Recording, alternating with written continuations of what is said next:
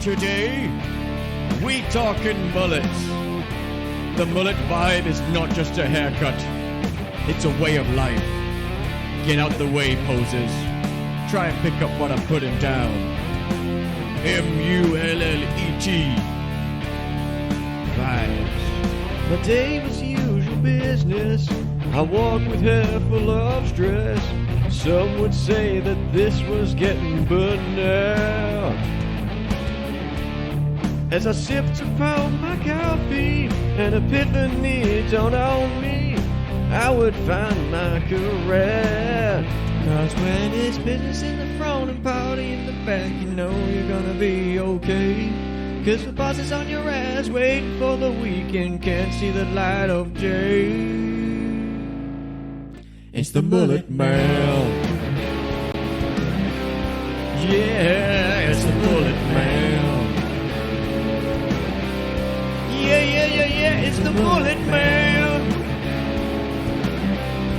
Whoa, it's the mullet man. Vibes. The mullet seemed to call me, so I took a trip to go see just what kind of man I could become. So I went into the barber, my words couldn't have hit harder, and then the deed was done. Cause when it's business in the front and party in the back, you know you're gonna be okay. Cause the boss is on your ass, waiting for the weekend, can't see the light of day. It's the mullet man. Yeah, it's the mullet man. Yeah, it's the mullet man. Whoa, it's the mullet man. Vibes. As the mullet changed me, I noticed my power growing exponentially. So I used this power for good, as I knew I should, but I still can't get a date.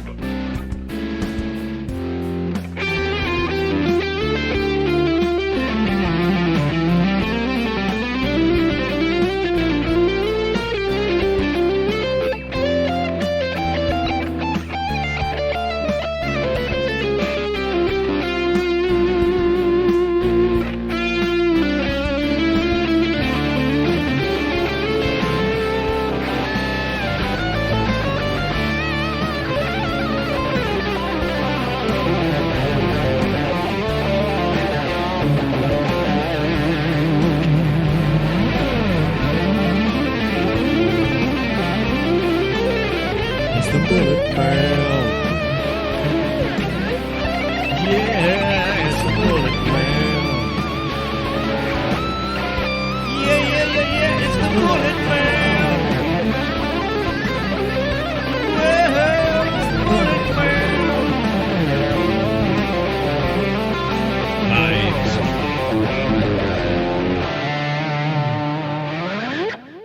And finally, filling the quota is something I could finally see. Wait, what do you mean, quota? Today, we pay homage to the streamer's salty snack of choice, and the capo who's brave enough to defend their honor. Sit back and listen for a while, friends. You're in for one hell of a salty surprise. Sometimes streaming requires a meal, but the chat won't let you enjoy your snack. Unrelenting in that mockery, you fire back with words of wisdom and attack. Shut up! Let me munch my nuts. Shut up! Let me munch my nuts. Shut up! Let me munch my nuts. Yeah!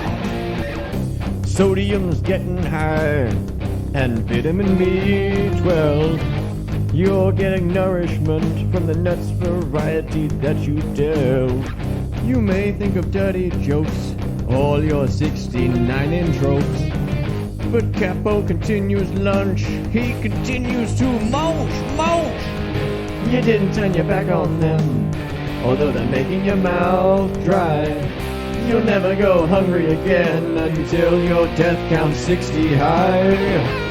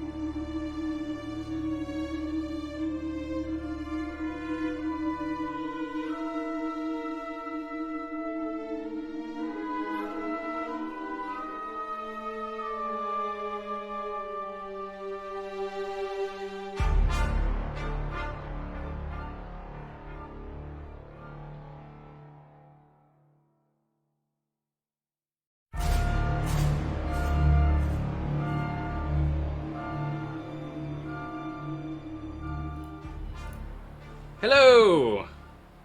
Hello, everybody. Just checking levels. My microphone appears to be working. It can hear everyone else, but no one's speaking.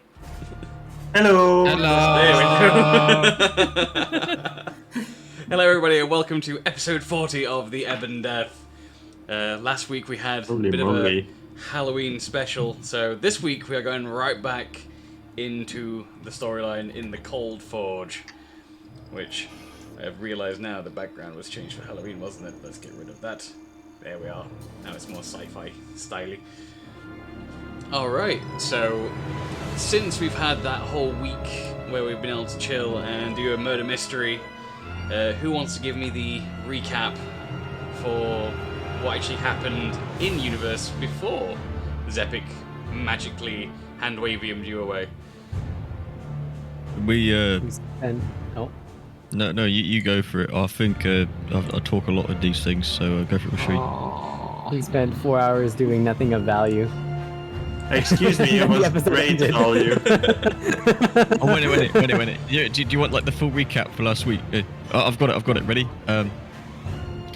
Corporeus gets wings. Perfect. Yeah, that we sounds also made about a right. meat monster. We made the meat monster. I forgot about that. Oh yeah. Weapons. Some new weapons. That is one of the more important bits, yes. There were... I got a box. You got an absolutely badass weapon as well. I think you all got upgrades. I also got a box. You did get a box. Mm-hmm. I've got a bow that still acts like a bow. You did. That is actually what happened. Solgra has drunkard's refrained guide. from throwing anything into the miracle murder machine thus far. Fanny Boss got a rather fetching set of Frostress themed armor and weaponry, which makes him possibly the scariest amongst all of you, and that includes Caporius and Shreed. What's that supposed to mean? We're lovely. Yeah, why are we Nothing wrong. scary? You guys are adorable until anyone gets to know you, and then you're terrifying. Like real life. Like, just because Caporius has this weird fetish gear doesn't mean he's scary, okay? Briggy, the item that I messaged you about a couple of weekends ago, and then forgot to mention about it, that I was gonna ask if I could retroactively have made that item. Quickly gonna go check my DMs to remember what that Sorry, you item have a was. lot of DMs. You end up with all my Tetris screenshots either from for Cactus or Coffee. I always send them to you by accident. No, sorry. There's a lot of Kira in here as well. I can message you another one. I can send you a message now. Yes, please hit me up with that DM. I'm sure it'll be fine. With slide. Oh yeah, we can totally retroactively have done Can that. I have that? Yeah. Okay, so I have the item in my inventory. Yeah, is there already a thing on D&D Beyond for that, or will we have to get Capo to make They that? have no. Oh, they just unless we want them. style. Okay, fair enough. Yeah. Yes. Yeah, you've totally made those. They are simply Okay. a mundane item. They have no special. Hang on, why do we not know abilities. if we were all standing in the room? Why are you keeping this so secret? Oh, we can roleplay that, but just for the Because I sake of am having done it, we can say My- that yes, my they minimum- exist. My minimum roll on stealth is 23. So. Somehow, while the rest of you were looking at the controls and figuring out the machine, M had a chance to activate it. You didn't quite see what was removed from the machine at the end, but M looks very smug and pleased with themselves. I hide the item. Yeah. Needs to be a surprise. Nothing new then. You guys were all suddenly teleported away through means unbeknownst to you, where you spent a very pleasant evening in the company of Zepik and friends as you partook in his birthday murder mystery. And as the party are sent back to their own reality, the world swirls around you and you find yourself stood back in front of the miracle murder machine, exactly where you were immediately before being removed from your reality.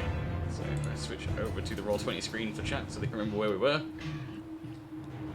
And put us back on the exploration music. So the party have just witnessed Caporius stepping out of the output box of the miracle murder machine, now with splendid golden wings, also wearing his barbarian-esque leather strapped bandolier with the pauldrons advertising Hot Carl's eatery. So we pick up from there. What do you guys want to do now?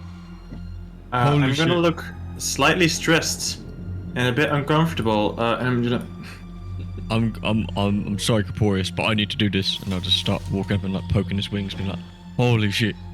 Your voice changed again. No, it's like this all the time. I'm just surprised, you know, like, you know, No, sometimes you gotta I- express It's a yourself. little bit deeper than before. It's still Who's not the that? accent, but it's a little bit deeper. I ignore the man poking my wings because that's too much to handle right now. But I turn to Shreed and I. Before you do And that, I- sorry, Gershaw, as you poke at Caporius's new wings, each individual feather feels immensely sharp, yet somehow light to each touch. It feels as if there's an element of real metal in these wings, although they seem to move as Caporius walks and flutter in the same way that actual feathers would. Give me an intelligence check. The joke of the century for any of us, I think. Not. Are you talking straight intelligence check? Yep, straight intelligence check. Uh-oh. Yeah, I think that's just -1, but just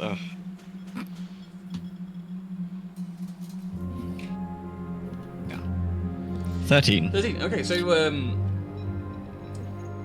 you're not entirely sure what Caporius's wings are really made from, what the kind of material is. You just know that it's something you've never encountered before. You've never seen this in the wild on any particular species of birds. You don't remember any stories about this, but you can tell that this is somewhat more arcane than regular wings when compared to Sharid. Sharid's wings are much more usual for any sort of avian species, whereas Caporius's wings are somewhere in a more arcane manner. But that's all you can really figure out from that. Caporius, you got What? Yes, what? you got magic metal wings things. I don't know, but they're weird. That's good. That worked. Sorry, hang on. Reed, do you... and I open my hand and there's a single yellow berry there. Do you... Is it always like that? And I pat him on the shoulder and I say, "You'll get used to it." Oh, But boy. good job! Congratulations on your first good berry.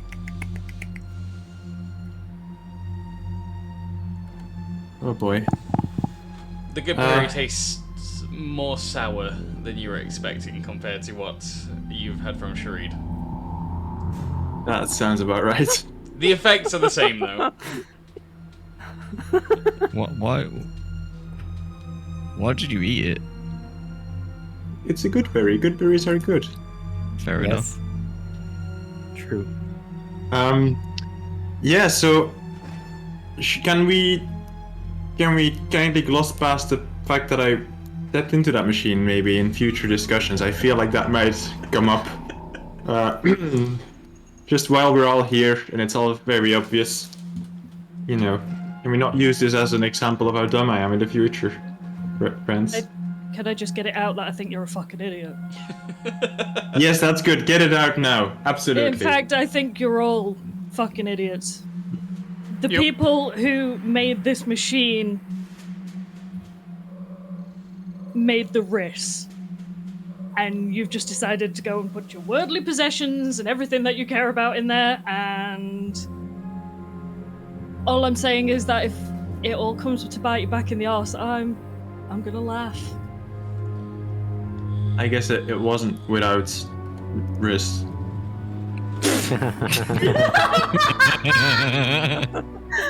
That's me. I'll see you next week. Roll credits.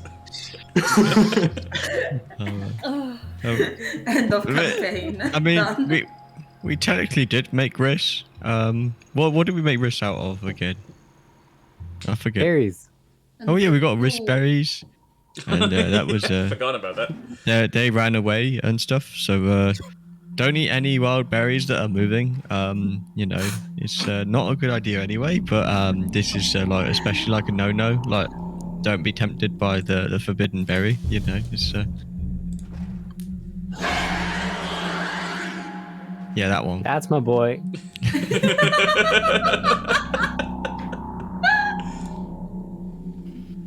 Right, I don't know about you guys, but the machine is pretty fun. I wonder what else we could find in this place. I mean, we could spend another 4 hours at this machine, just putting it out there. That's true. Does anyone have any more stuff in their inventories? I have plenty. Is anyone currently looking at the console for the machine? Not No. me. I'm still shocked at Haha, Betty. you're fucked.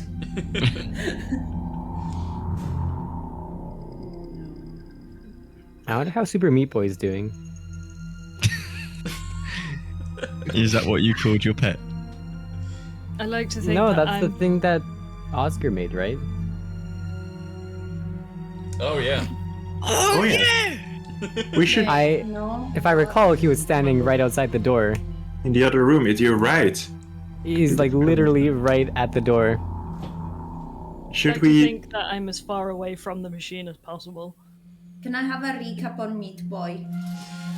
Okay, so during the last session where you were in the Cold Forge, you found the almost complete Gershaw clone, Yes.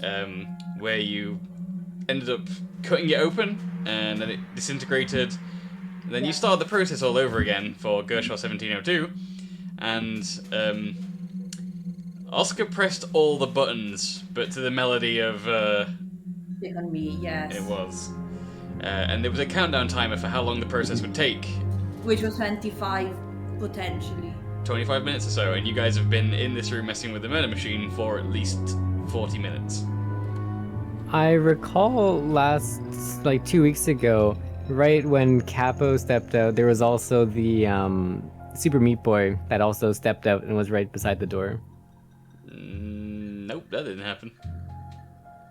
Okay, well. You're No, mistaken on that. I think you're having we nightmares. were in view of it. We were in view of the thing. If you look, Was it just done when we finished? Yeah, you could see it from where you guys are in your room. You could see past the main console in the center room to the other tank where you've already been. You could see that it looked as if it was prepared, that it was ready, that it was like a microwave it had dinged. Okay, so just put it out there. This time we don't press the big red button and we don't gut it like a fish.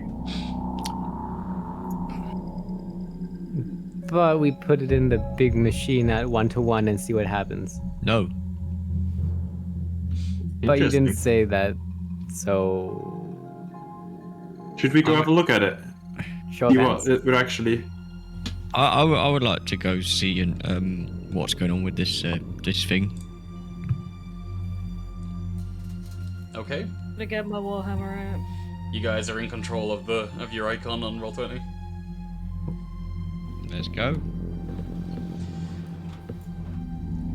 Passing by the center console, Caporius, again, you're able to read it as you pass. Nothing seems to have made any major changes to the readout as before. Only now a line at the very bottom that just says specimen complete. Okay. Where's that blooming button for the door? Is that The door's the open. zappy zap? The door's still open. Oh, yeah. oh. The doors haven't been closing behind you. The only door that was closed was the one to the miracle machine that you guys closed specifically before you started messing with the machine. So entering into this chamber once again, you find the giant cube vat, and inside, through the murky brown liquid, which again I did ask people after the last session we were in here if they figured out why the water gone brown, because what happens when you mix every color. It goes brown. And you guys pressed every button, so. Yeah, so you're in front of this chamber now. There is still the sort of porthole built into the side that you'll be able to have a look through if you want. Does anyone else want to take a peek? If not, I'm kind of gonna Yeah, have a look. have a look. All right, here we go. All right, so leaning in, Gershaw, you look through the porthole on the side, trying to get a clear picture of what's in there through the murky water. What was previously a vat of chunks that were swirling is now simply brown liquid and a singular large chunk in the center. You have to strain your eyes to kind of see the silhouette. You can tell that there's definitely something in there, and as you strain your eyes more and really like nose up against the glass to make this thing out, because you don't have your visage active right now, you can just about make out the size of like these huge broad shoulders. Whatever's in here is exceedingly muscular, more so than even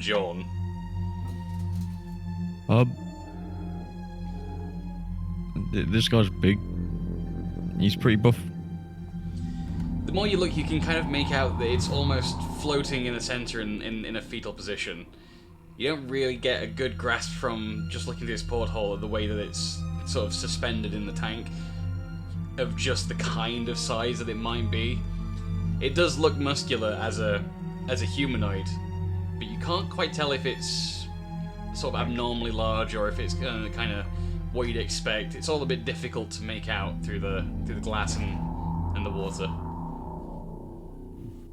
So, yeah, by my well-trained eye, I have no idea what that is. Does it look alive? I have no idea what that is and if it's alive. Thank you for allowing me to correct myself.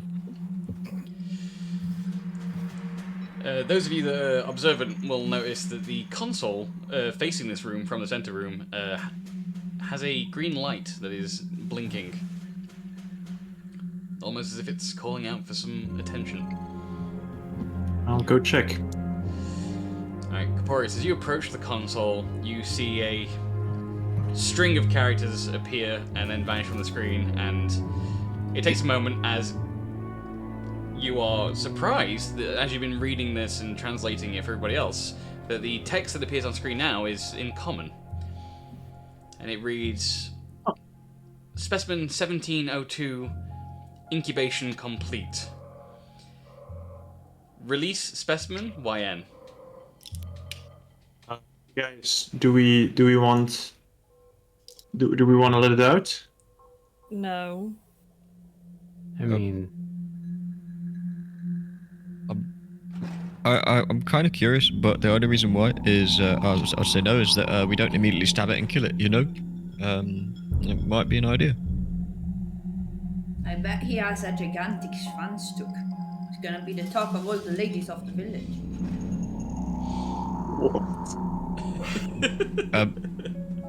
That may be. hey, you know how Gershaw always says that he's the phallic barbarian? What if we actually made the phallic barbarian?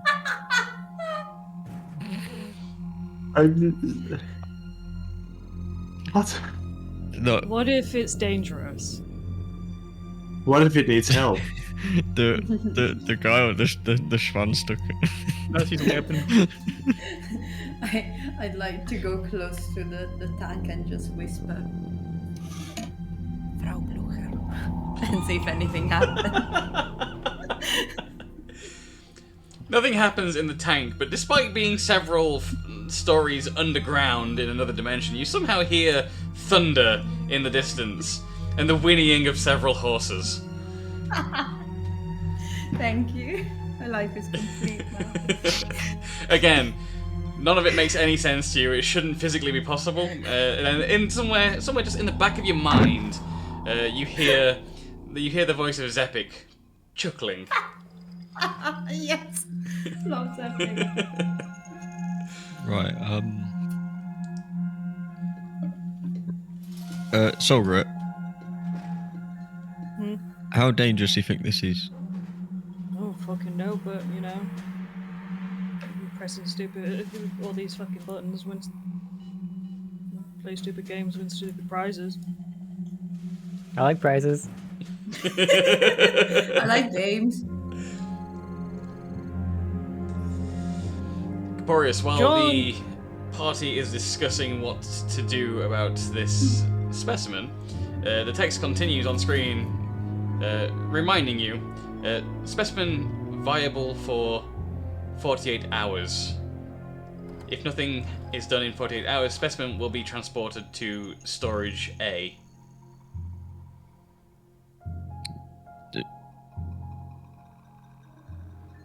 I pull up any more information on Storage A. Storage A, found on level 9 of the Cold Forge.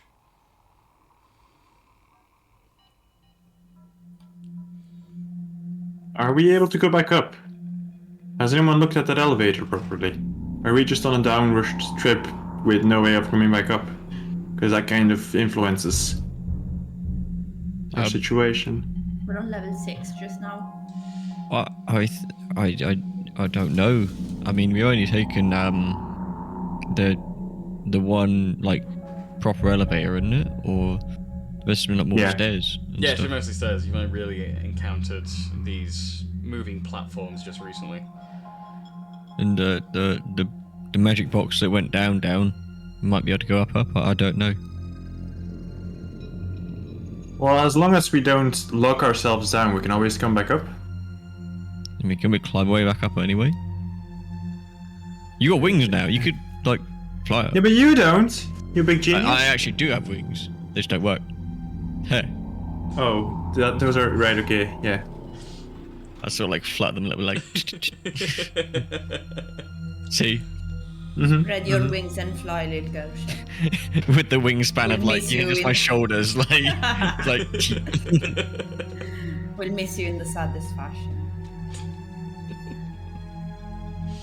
Okay, so should we just vote on what we do? Open it, open it, Open open We it. can either open it and open it. take it from there, or we move on with the option of coming back. Open it. Open it. Maybe open just it. Okay. want some friends. Votes for opening it.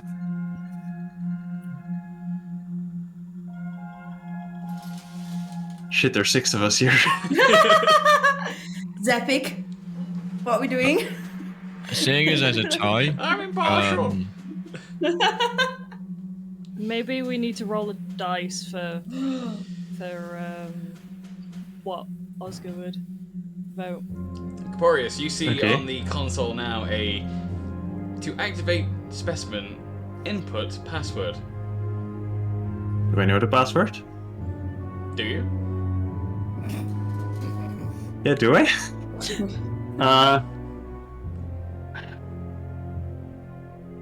Does anyone know the password? what does it say? It says input password, hence me ask. We'll just put in password then, dummy. I'll put in password. You type in password? Yeah. As you type the word password and hit enter, you hear a zzz and a red light flashes, and it says attempts remaining 2. Okay, we're gonna go downstairs and deal with this later. Sounds like a good idea. Perhaps when someone who may know the password is here. Shall we go on? Maybe you'll find the Who knows password the further into the cold Maybe. Do we have? Yeah, let's. Does it have like characters, like space for when they have got lines? It just shows up on screen as Caporius types it as asterisks. Oh. Okay. So we don't know how many characters the actual password is No. going to be. Okay. I mean, Let's- you could brute force it, but you'd have to be very lucky to do it in 2 more attempts without knowing any kind of hints towards the password. Yeah. Right. We should not risk that. We don't know what would happen if we get ourselves locked out.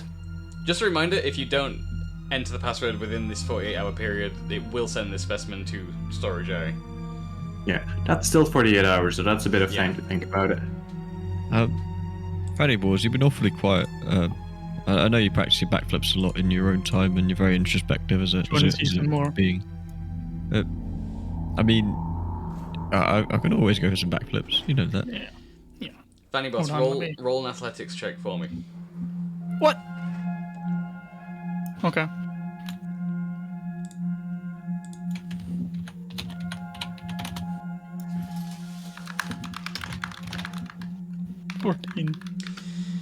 You do your standard backflip, the one that everyone is accustomed to seeing. I mean, it's perfect form as usual, but it's your standard backflip. Nice one, mate. Shall we head on? Yeah. Yeah. Sure. Let's go. I wait by the monitor last till everyone leaves. Just in case. But then also follow, I'm not actually lingering. As you step into this chamber where you first entered, almost as if it was expecting you, the doors begin to open up. There we go.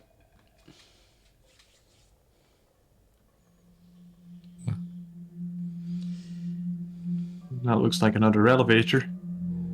It most certainly does. All the doors are open at this point. Do we just go into this new elevator? Like the other one would just send us back up to the other one. Yeah. I mean, yeah. Not much else we can do now, I reckon. Okay. Alright. As you, I assume Gershor is the one interacting with the elevator itself. I may have gotten addicted to the electric shocks, not gonna lie. Lightning fingers, boy! You do get yet another mild electric shock, and the platform on which you are standing begins to descend, bringing you down to level 7. Oh, ho, ho, ho, ho. Cursed. My favorite level. Recreation might actually be my favorite level. Level 7. Recreation Center. Oh, that sounds fun. Let's head forward. So stepping forward, the door in front of you opens immediately into this chamber, complete with a console, which those of you looking at it will find that, for a change, the text is being output now entirely in common. So everyone apart from Gershor can read it. I'm gonna try anyway. What does it say? As Gershor approaches the console, the text changes from common to pictographs. Yeah. This new pictograph shows a door opening, and it has a little X and a little tick underneath it.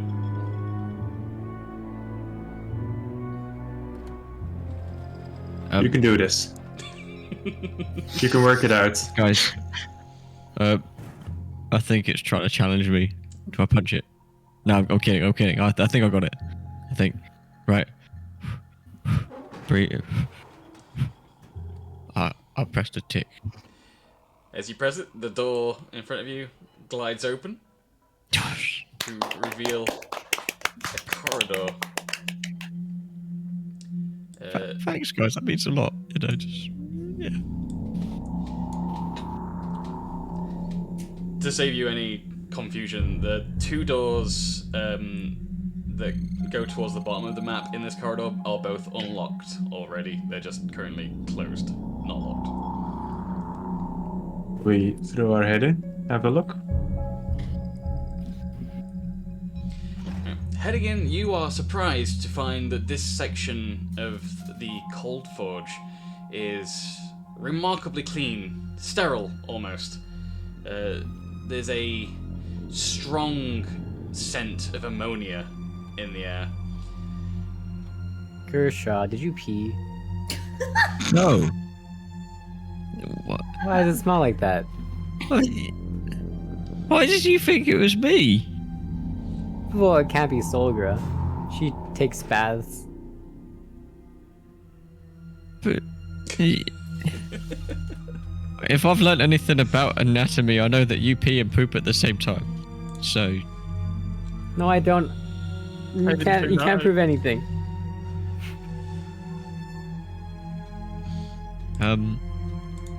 my wisdom suggests that this smell is not coming from me.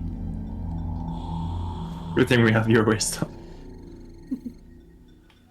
You're damn straight. Let's head in to the PP room.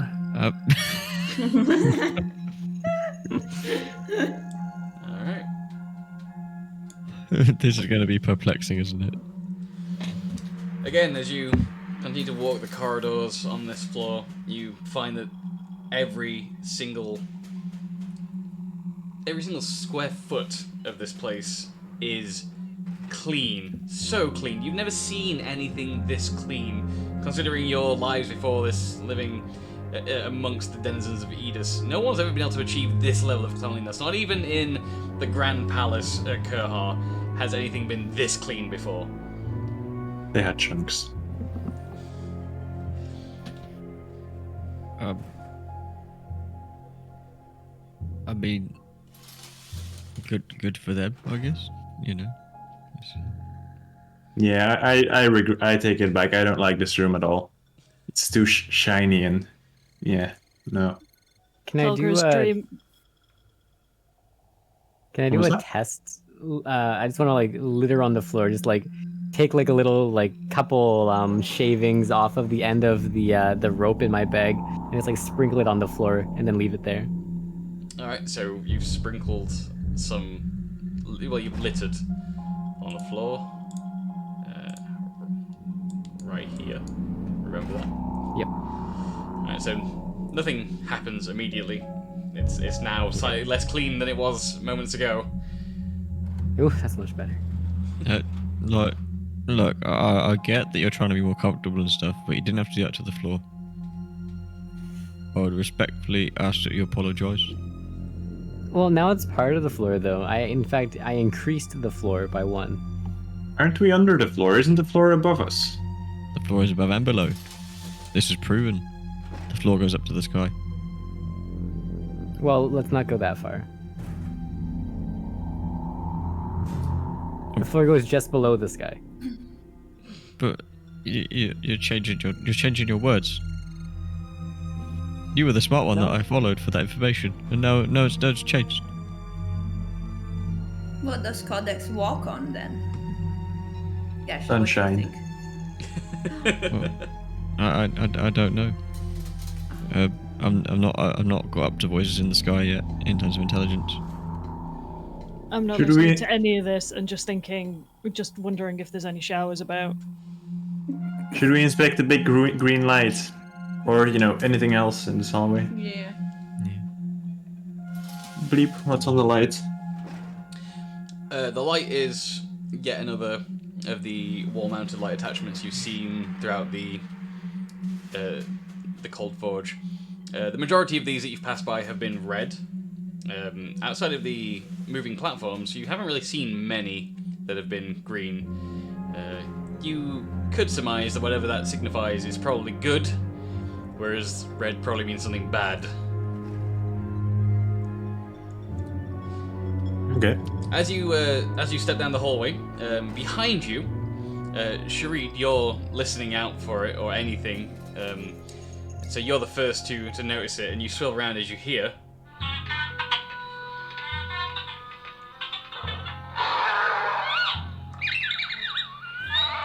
Is that the...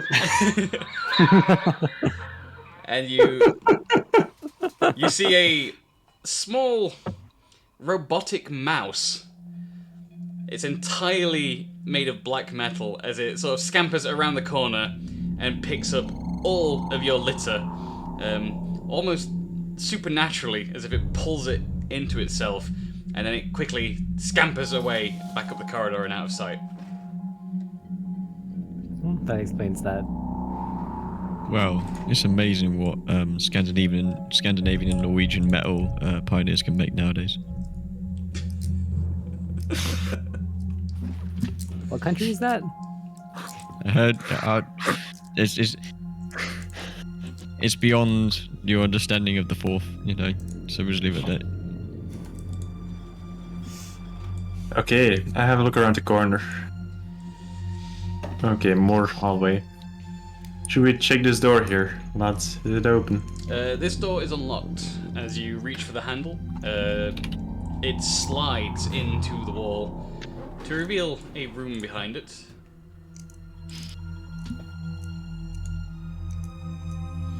Ooh. This looks cushy. I sit in a couch. Stepping into this room, you find that it is just as clean as the corridors, although the smell of ammonia is pretty weak here. It's almost like it's faded. It's being replaced over time by more of an earthy outdoors scent, almost like pine. Is there any little trees hanging about? No, you don't even see any vents of any sort. The various couches for seating all appear to be absolutely the most clean you've ever seen. The material looks from a distance to be some sort of leather, but once you actually touch it and sit on it, it's much more soft than that. It's almost like some sort of felt. It's an interesting combination of different material sensors that you get from it. Definitely nothing any of you have ever encountered before. Between each of the 4 sets of couches is sort of a metal dais with lights pouring out of it. Above these contraptions is various images, almost like they're being projected from below. Different things swirling on screen. Some look like people, some look like places. Some of it just seems to be text that appears to just float in the air and vanish. It would almost appear to be a magical spell, but it seems that the source is coming from these spaces in the middle. In the center of this room is a much larger cylindrical metal enclosure.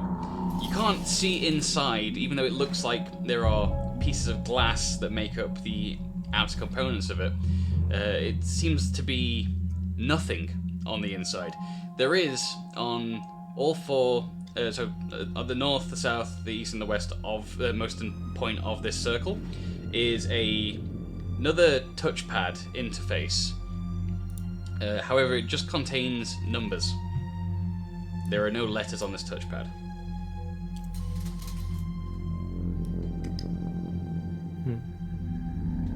Can I go put in the number 10? Okay, so you walk up to the touchpad and you hit 10 for 10. And after a moment, at the very bottom of this contraption, a small door slides up and open, and rattling out is a small tin can. Okay, I'm gonna go pick it up, see if I can open it. Alright, picking up the tin can and having a look at it, you see branding for a product you've never sort of seen anywhere else before. You're not familiar with any of the merchants' guilds or various producers of foodstuffs that would have this branding. And right across the front it just says Goodberry Soup. Ooh. I call people over like, hey, these guys got the good stuff.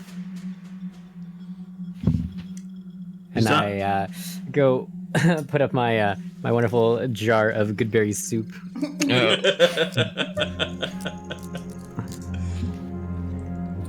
Where did you find that? It's the goodest. It's in this machine. I put in the number 10. Oh. Did you know what the number 10 would result in? Nope. That sounds about right. Does he have any list of numbers or? I don't know. And I just go fiddle around and put in 1701. Before you do that, as you're typing, Caporius, you look towards the closest holographic emitter to you, and you see that the image has changed from whatever it was that it was cycling through when you first started to a floating menu that looks to be thousands of lines long. Each of them is just a word followed by a number, starting at 1 and going on until you can no longer see them. But it appears to be something that was emitted in response to your question of, did you know what 10 would do? Are you guys seeing this?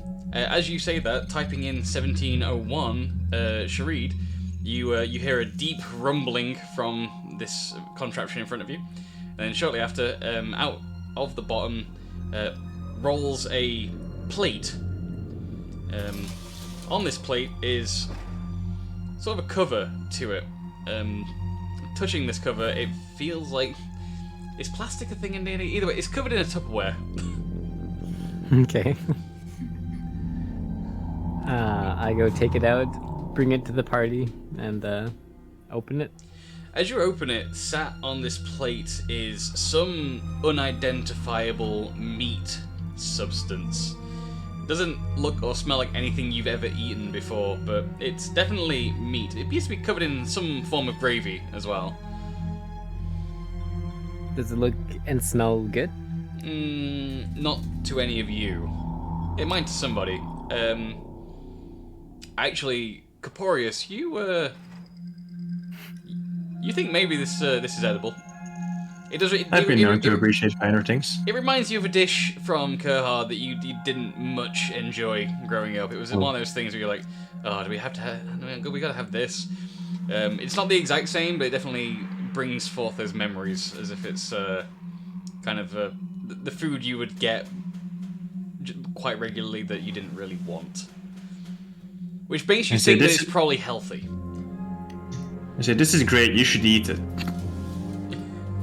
It's very yummy. I'm more of a berry guy myself. It's made from berries. I try and like shove this over to Fanny Boss, convince him to eat it. No. I'm just going. Yeah, I do the same motions, like, yeah, yummy for the tummy. I stand back. Maybe we should carry on having a look around here, seeing whether this might be a safe place to, Recreate? yeah. We'll go with that. Yeah, I was thinking more about, sleeping Corporeus because, it's a recreation facility. Not procreation, Gersha. That's not what Procreation. Right. Different things. Gersh has already procreated all over the place in this facility. That's not exactly true. There is evidence. You've already seen 3 of your children. I'm sorry, but a slimy man who looks like me is not my baby. And But he looks like you. That's That exactly sounds what exactly how children work.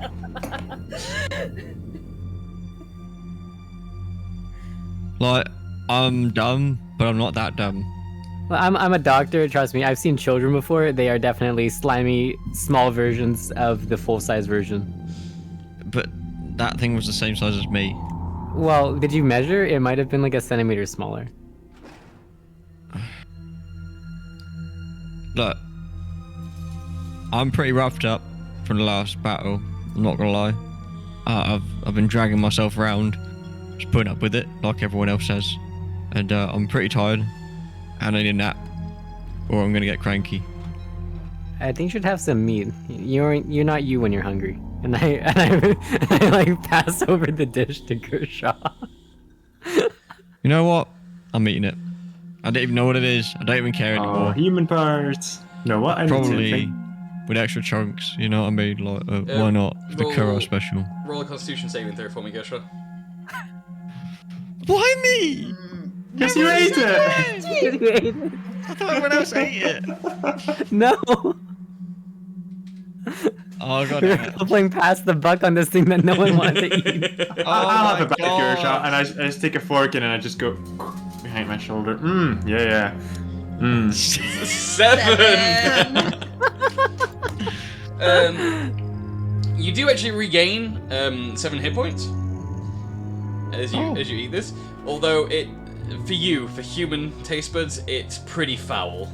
You feel a little bit nauseated after eating it. You've healed. You feel healthier, but you'd probably give it a 1 star. Yeah. It just tastes like that stuff which you have when you're a kid, like the banana flavored like medicine shit. You speak in all these weird words, Kershaw. Yeah, have you ever eaten something and then regretted it? No. Oh my Pretty god. relaxed with those things. I mean, at least it's not person. You've eaten human before. I have, and it was not good. Yeah. So, should we do what Solgra suggested and like make sure this place is actually secure before we recreate? I'm okay exploring and then coming back here and pushing all the buttons. Yes. I look up to the ceiling and I just go, John, you told me to look after these fuckers, but they're really testing my patience. Can we hear Sorgra? Oh, I didn't say it quietly. Okay, I want to look up and say, "Hi, John. Hope you're having a smashing day. Bye." he'll just look down at you like, I look up at you like, hi, Solgra. I hope you're having a smashing day. I just wander off. Shall we head back to the left or back to the Isn't west? there a door here? Well, what? Yeah, there's a door Yeah. opposite. But we went through it. Well, No, the one when we came in. The Either one door. opposite. okay. Well, there's stuff on the left as well. There's a hallway that we haven't. Which way are you going? The doors are unlocked. I don't know. I don't mind. I All can't. of I them. can't decide. Yeah, we're Let's just do gonna explore this the whole one thing. that we're closed Okay, now, right and then. then go back. Or we can split the party. Alright. So walking through this door, you find another room that is identical to the last. Ooh. Okay, fair. Other way I then? assume it's gonna be another lift to the top right, so I think we can just go to the other side. I want to try an experiment. To be honest, Yeah. yeah, when we get back. Do it. Do it. Do it. Do it. Okay, right. I'm just gonna take that couch and that couch. I'm just gonna pull them together and push them, and then now it's moved out the way. Now I can sleep on the floor fine. Thank you. There's so much floor There's in so here. much floor space. So much floor. But in I want moving that them, floor you've discovered that the couches, though they are quite big and clearly made for creatures of Asgardian size, they're actually really light and easy to move. But did he ruin the feng shui of the room? Is the energy flowing okay now that he moved all the Oh, he's nice absolutely symmetrical- ruined the feng shui of the room. I put a good berry like 32 degrees to the left of where the couch is, and I just like observe and see if the alignment of the room is back to normal. Somehow, everything is back to normal. I pat my chest, like, visibly relieved. So hallway, guys? Yeah. Gersha, you can have a nap if you feel like it, but we should. I'll join you guys for a bit longer, but you know, just fair warning that I'm pretty tired. Okay. Oops. Oh, that's the wrong direction.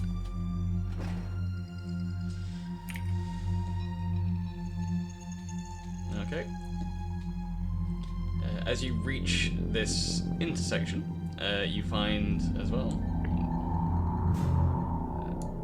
this and this. Ooh. What does it mean? The door directly in front of you is unlocked. Let's go in. for it. Yeah. What's the worst that can happen? Stepping into this You can room, run into Gersha. We went You into the find darkness, okay. similar hollow emitter in the center of the room, and 4 large beds, clearly made for Asgardian Recreating. Oh, size yes. people. Meaning that for each and every one of you, these beds are massive, considering that the Asgard stand a good foot or two taller than even Solgar and Corporeus. These are pretty big beds, and I'm gonna jump in a bed. you have never jumped on anything quite as comfortable in your entire life. These are the comfiest beds you've ever experienced, and the blankets, the quilts on these beds make the ones that you took from upper levels in the forge feel rough and coarse in comparison.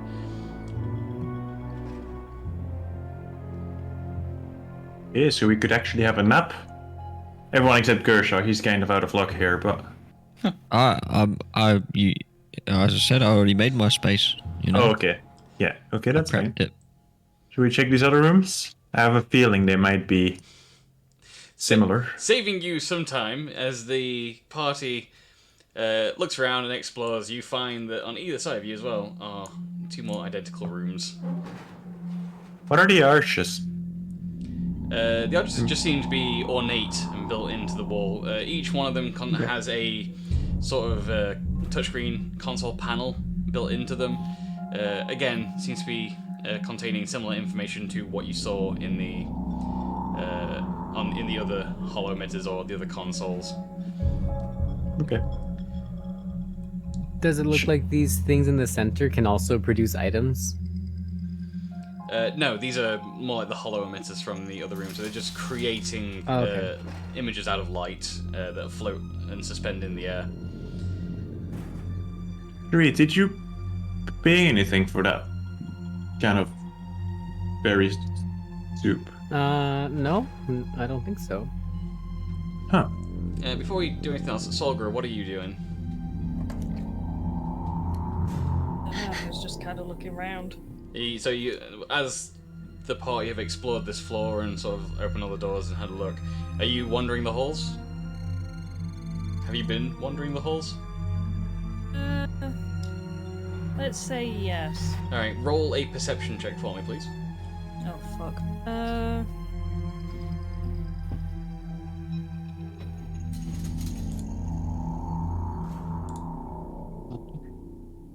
It'd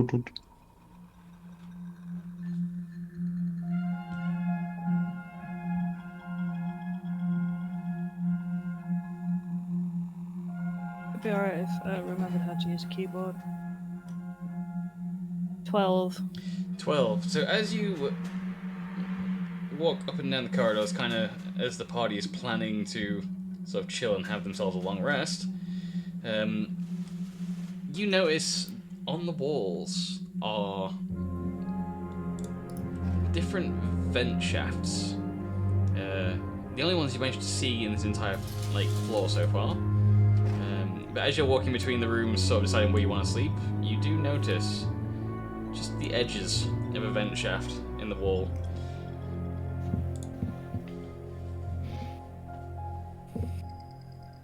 You think that maybe one of the smaller party members might be able to crawl through it.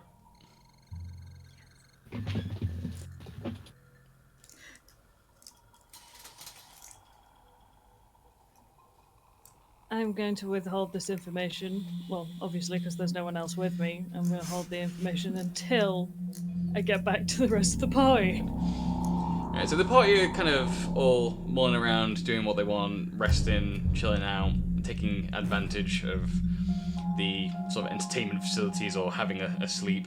You're all going to get a long rest here. Rather than making you say it out loud, I'm just going to give you that long rest. You're in a safe spot. Yay. How many hours have gone by in game? Just like this, a solid day. That's a good question. Long rest will be in 8 hours. Yeah.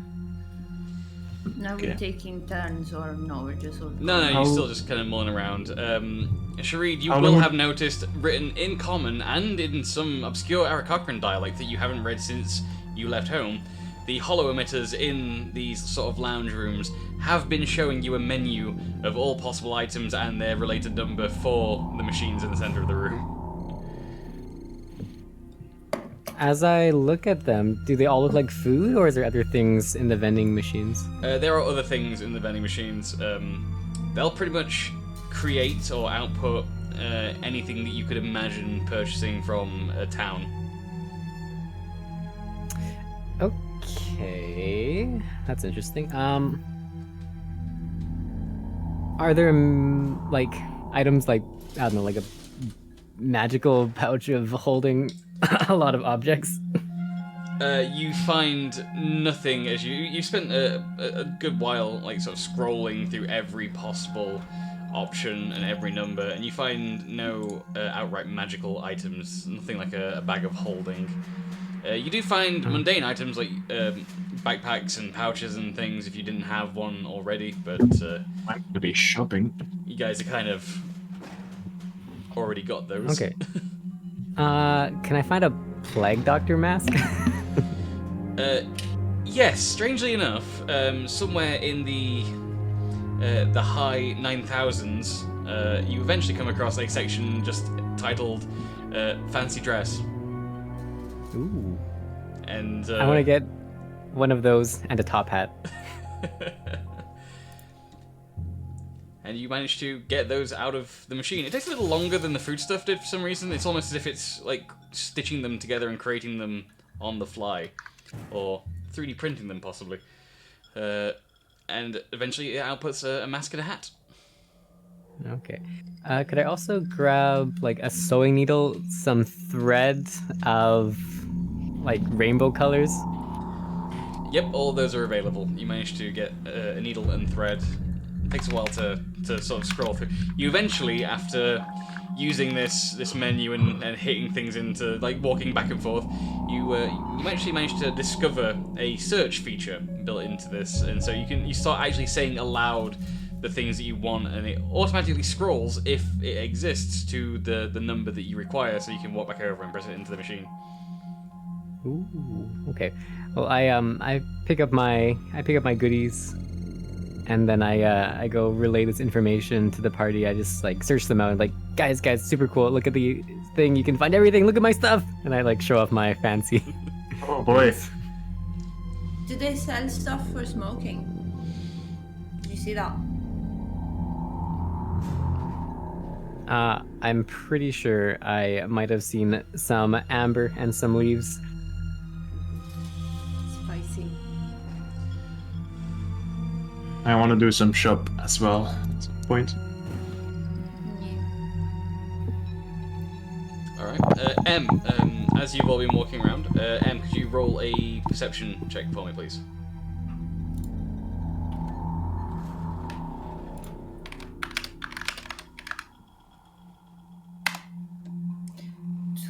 But it's a 20 because it's a proficiency. It's an expertise, actually, even better. So it's a 20.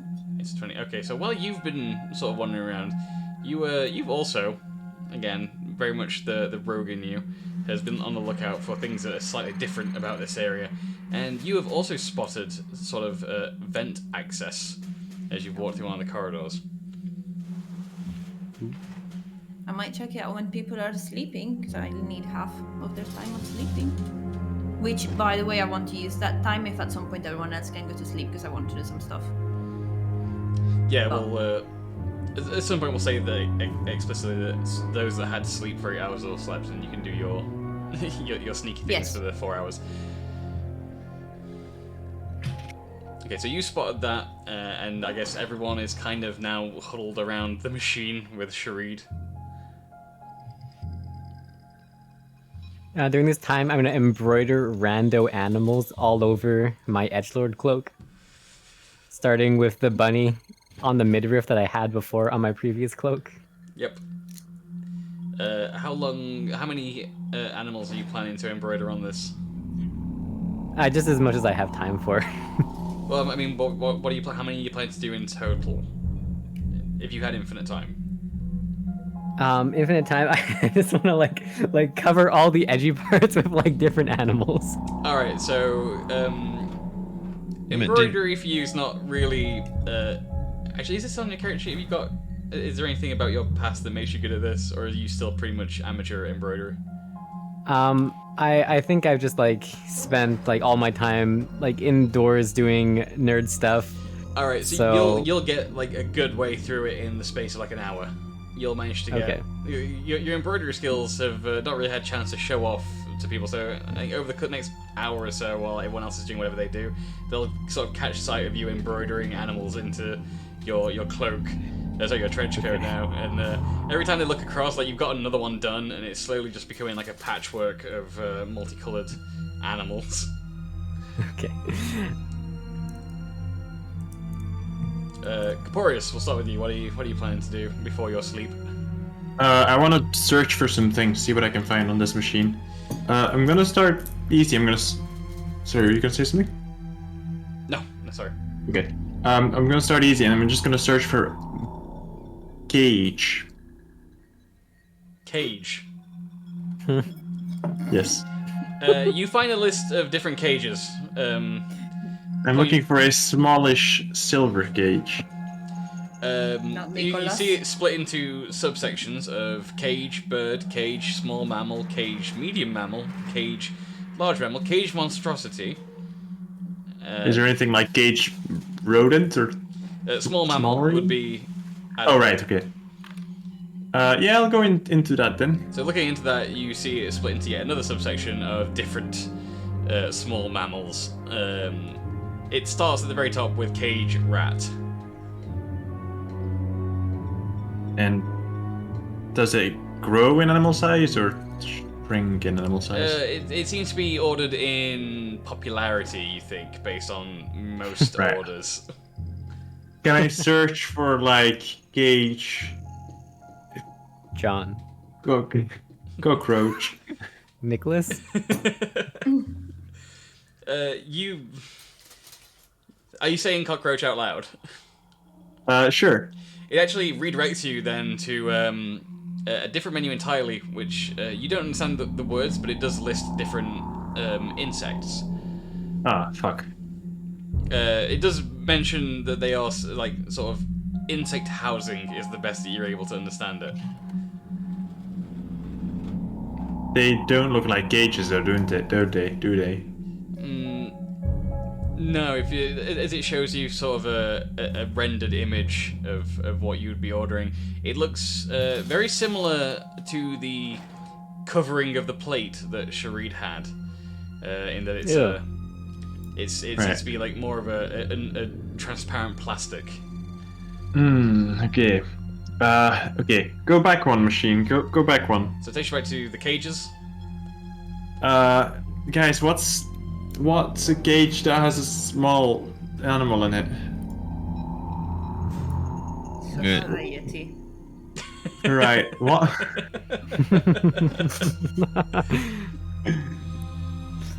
Okay. What's a rat cage look like? Like, I'm looking for something that isn't like, you know,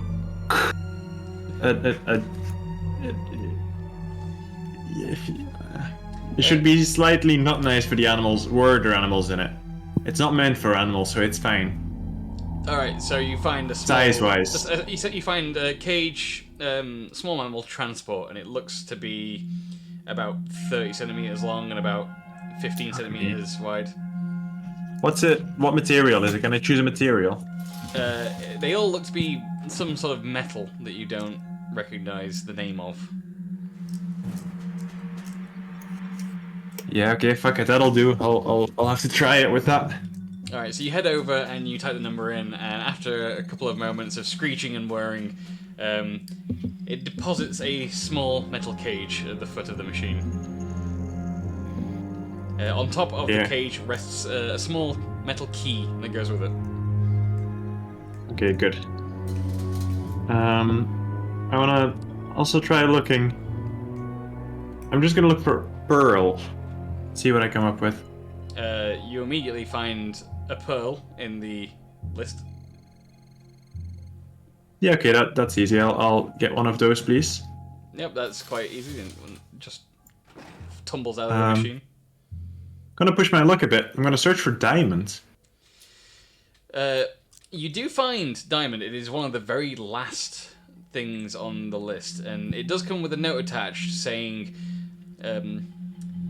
item limit 3 per day. Can I get 3? You could get 3. It does tell you that the item limit for 3 per day does not just relate to this singular item, but there are limited items of which you can expend 3 uses today. So it's like a pool of limited items. Yeah, so if you get this, there'll be 2 uses remaining from the pool of the limited items.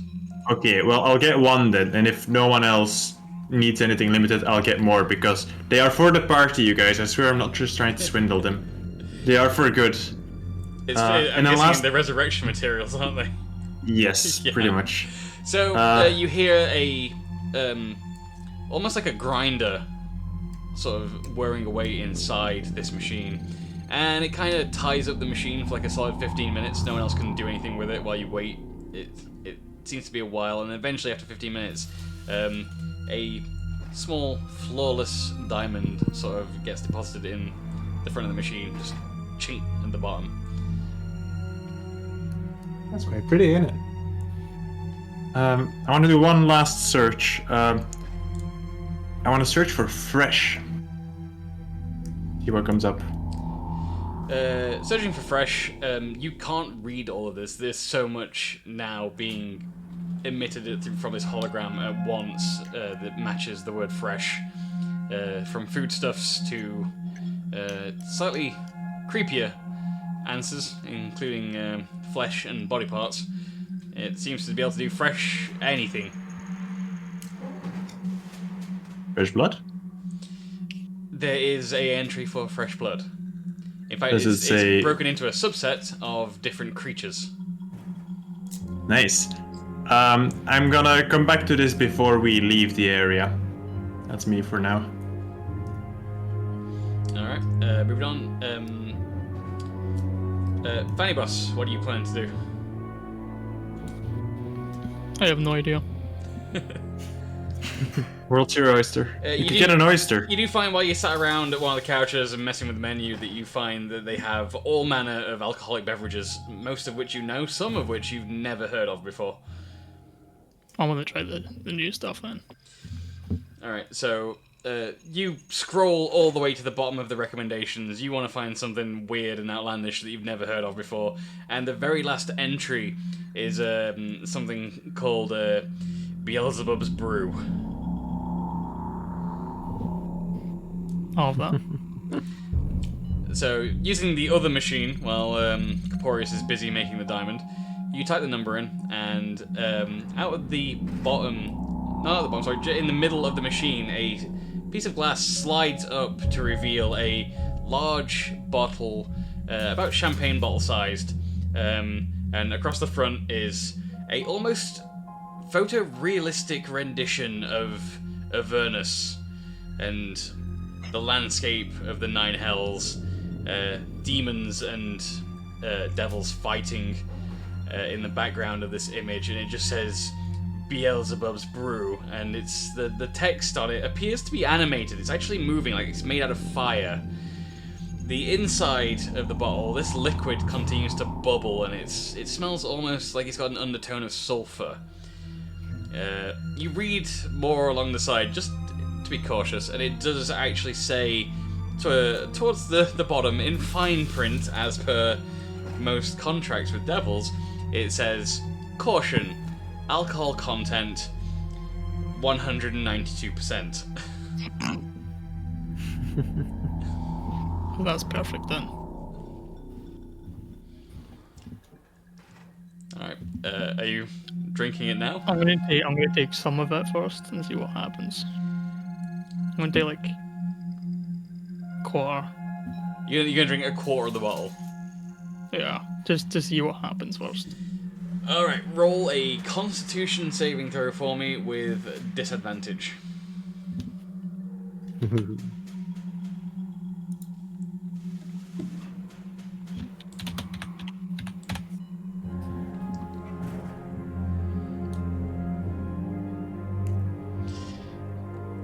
Alright, as you drink the quarter of the brew, you immediately fall back and collapse.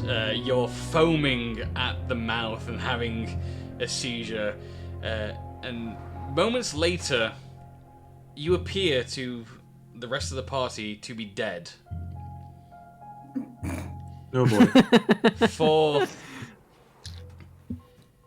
For around 6 or 7 seconds, you remain unmoving on the ground before suddenly vomiting the contents of your stomach all over yourself and then gasping deeply, gulping in air as you sort of spring forth and back to life.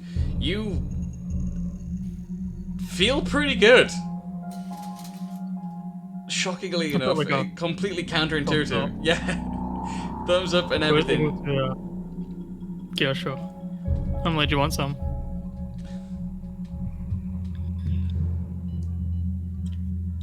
I'm gonna go with no. Like you nearly died. Before I'm Fanny good. Boss can do anything else, from the northern section of the room, a small herd of robotic black mice scamper into the room at speed and crawl all over him, beginning to clean him and his armor of the upchuck. And moments later, they vanish back from where they came from, and the last one hangs a small sort of felt tree from Fanny Boss's nose as it also runs away. Fanny Boss, you are left smelling vaguely like pine. I like trees. I'm gonna lie, I kinda want one of those. I've got one. I wonder if they have one in the store. What, one of the little mice? I'm not bothered about the tree, I want one of the little mice. Oh, you want? Oh, They're clean. I wonder if you could find one in the store though. I don't know if I completely trust that thing. Like, you guys seem You'll to be never learn pretty to love if you gung-ho. never risk. I had a husband, you fuck. But you could have a mouse. Infinitely superior, in my opinion. What are you up to? Check the thing. Check the thing. Nothing. I'm waiting for everyone to sleep. Alright, so you're just kind of lounging on one of the couches then, watching Fanny Boss nearly die. Yeah, I'm a Corey's bit making a upset diamond. because I was ready to get my knife out and, you know, Cut him open. now he's alive, so... Next time. Alright, Gershon, Nah, I'm what just are you... chilling on the couch. Before you take your long rest, Gershon, what are you up to? Also, Briggy, can you check your DMs, please? I can.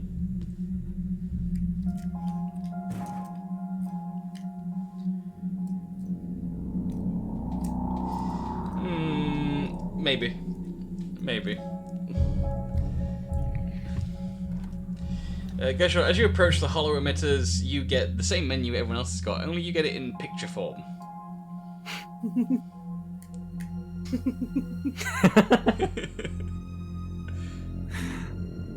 Fair enough. Well, thank you for accommodating me. Beings in the sky. But I feel like my one lacking feature is the ability to read at this point in time. Is there anything you can show me on the screen that can help me learn to read? And the pictures vanish. Almost as if it's thinking over your question. It does eventually show you a picture of a book, of which you can't read the title to, but a book nonetheless. Yes. And there is a number below it. I'll type in. Guys, how do I get 1? You start counting. 1. No, as in like Hold on. not 1. The counting. The 1. How do I get 1 book? Oh, Caporius, you look over to see the hollow emitter that is shown to Gershon right now, and the number underneath it is 1337. oh, you just type 1337. Oh, hang on. Yeah, okay. I'll come over and type. I'll show them where the numbers are. Right. So this is the one, and then the one that looks like a little mouth of an ooh. That's a tree, and you know, I work my way through. Oh, so that's a sideways mouth of an ubu. Yes. And then the 7 is kind of like the 1, but without the stand. And the Sneven is us. Yeah. Yes, that's right. Oh, that's what we called it. Absolutely Yeah. perfect. So as you type this in, a book is output from the machine. Caporius, as you read the cover for Gershon, you find that the book is titled An Idiot's Guide to Learning Common by Zepik the Wondrous. I hand it over and say, "Good luck." Tap Okay. on the book. I open up the book.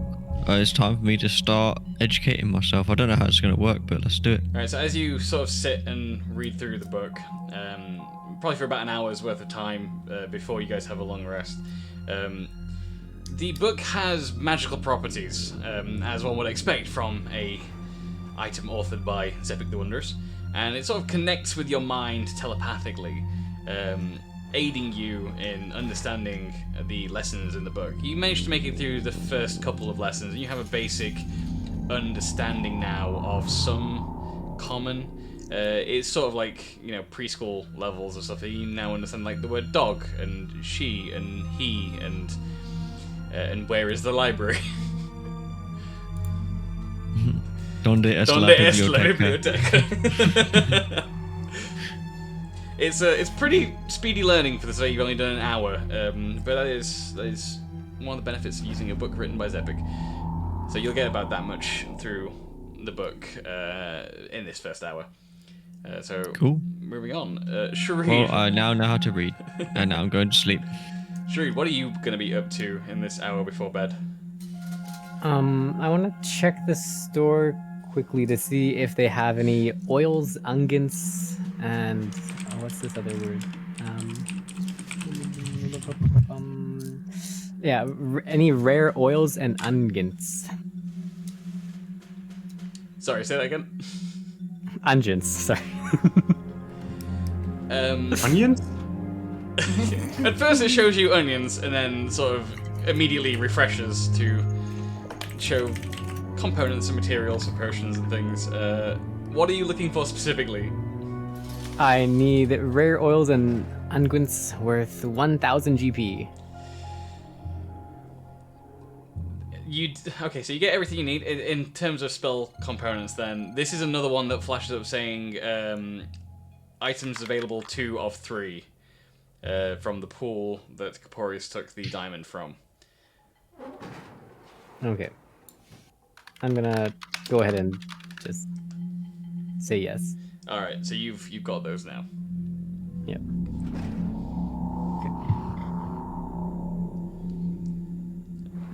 Is there anything else you're gonna be up to before bed? No, I think I'm good. Actually, if I ever see Caporius distracted, I'm gonna slowly start embroidering a dragon on the back of his harness, very stealthily, only when he's not looking and not noticing. Even if I notice, I'll allow it. All right, so for the first, if you're going to allow it, then there's no need for him to roll. No, I want to roll, and I want it to be like as comically stealthy as possible, like doom. Right, roll a stealth check for me. Caporius, what is your passive perception? 14. 17. All right, yep, you are undetected in this one. You managed to get like 2 animals like sewed onto his. No, this is gonna be like tiny dragonborn. It's gonna be it's- like Caporius and his sister. Alright, so you managed to get. You get enough time through this bout of stealth to do like just Caporius. So there's like one Okay. now Caporius on the. Okay, I want to be like super cute, like small chibi Caporius, just like on the very back of the harness. There's one chibi Caporius on the back of the harness now. Okay, and then I walk away whistling like nothing happened. Capo, you got your hand raised. I've had an afterthought. Can I quickly run back to the machine and search for small gauge, decorative? You do find a You weirdo. small decorative gold cage in the listing. Is it limited? No. Okay, I'm gonna get one of those as well. If it's smaller than the Yeah, it fucking. is, yeah. Okay. Alright, so you get that out of the machine just fine. And Solgra, what are you up to before bed? I'd like to speak to M while they're lounging about on the sofa. Sup.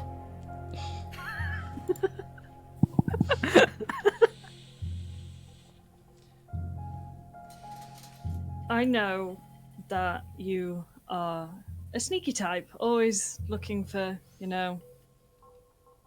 places to investigate and the like. And I'm pretty sure you've already seen the vents. I play dumb. A vent. I may look dumb and I may have an intelligence of 7, but Mine is not that higher either. Just give you a look.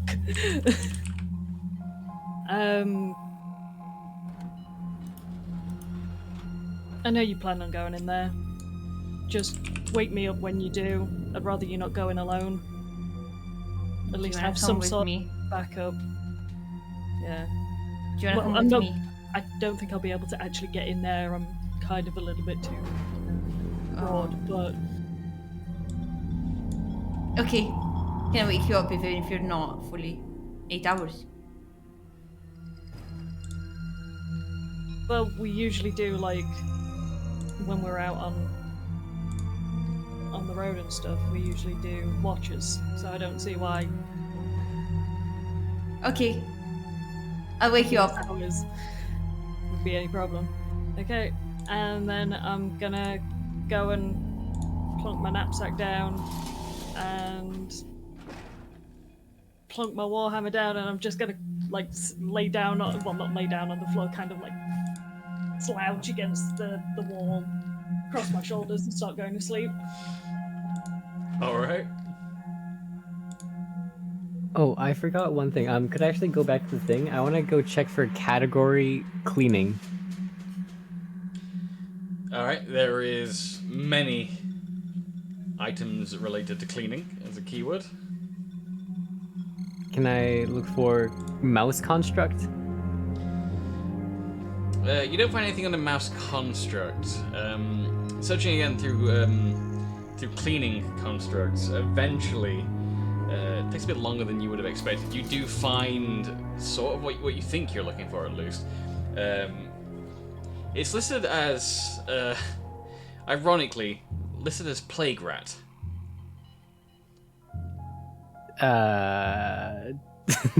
Is it trustworthy? A image shows you the exact same construct you've seen running around cleaning up after the party so far. Okay. Can I also look for plague rat manual? Only one item exists under that designation of plague rat. It doesn't say manual or automatic, it just simply says plague rat. It does warn you that this will be the last use of today's pool of special items. Okay. I look towards Caporius and ask if there's any other special items that he wants. I mean, the more I can stock up on diamonds, the better, but that's not... One of you can safely die now.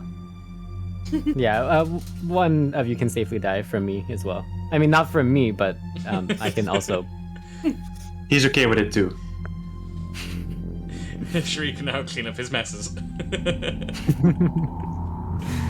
Okay, then I think we should get this. And I go redeem it. And as a reaction, I want to prepare, like, capture mouse if it runs away. Alright, so as you press the buttons to enter the number, the front of the entire device opens up and out slides a crate. The crate is not overly ornate in design, but it does look to be made of a smooth metal, and the lid is actually flush with the rest of the box. You have to like slide it slightly, and the whole thing sort of just clicks and opens outwards. Within this crate, you find sort of a velvet interior, and resting on this velvet is one small mouse robot, exactly identical to what you've seen before, sort of curled up in a sleeping state, and a thick tome which reads manual, and under the word manual it reads M4U5. Okay, I'm gonna very stealthily see if I can, like, I don't know, get some kind of cloth harness around this rat and, like, make a little makeshift leash. Okay, yeah, sure. That's why I don't think anyone appreciated the naming of this little robot guy. I don't know what it means. M4U5, if you type it in all caps, is mouse. Oh. That's its name. Okay. Anyways, I'm gonna take a look at the manual, realize it's super boring looking and not about berries, and then Literally the first page of the manual contains keywords to be spoken as command words to control your new mouse droid. Yeah, I look at it and like, nah, and I just bring it over to Sogra, and I just like plop it on top of her sleeping bag. And I put the little leash that I made like in her hand, and then just go back to bed. Did she give her the manual as well, or? Oh yeah, I just put like the whole box just like right on right on the sleeping bag, and I just like make sure that the leash is like on her hand so that the mouse can be not run away. I'm gonna sleep through the entirety of this. Okay. I don't hear shit. Alright, so everyone that's me. is resting. So now, Em, you have your 4 hours to yourself. I mean, Oscar might have also been awake as well, but since A's not here to tell me what Oscar's going to do, we'll just assume that Oscar decided to have an extra 4 hours of sleep to be double rested. I'm going to sleep first, and I'm going to wake up. Alright, so 4 hours into your sleep. When I wake up, I don't know if anyone is in the room, but they're all sleeping, so they don't see that I just wake up and just go... Yep, they're all still resting. So you sit bolt upright and you've finished your meditations. Yes. I'm gonna go first thing in the room with machines and stuff. Okay. I wanna look for potions. There is a long list of potions. Can I get any? Within reason.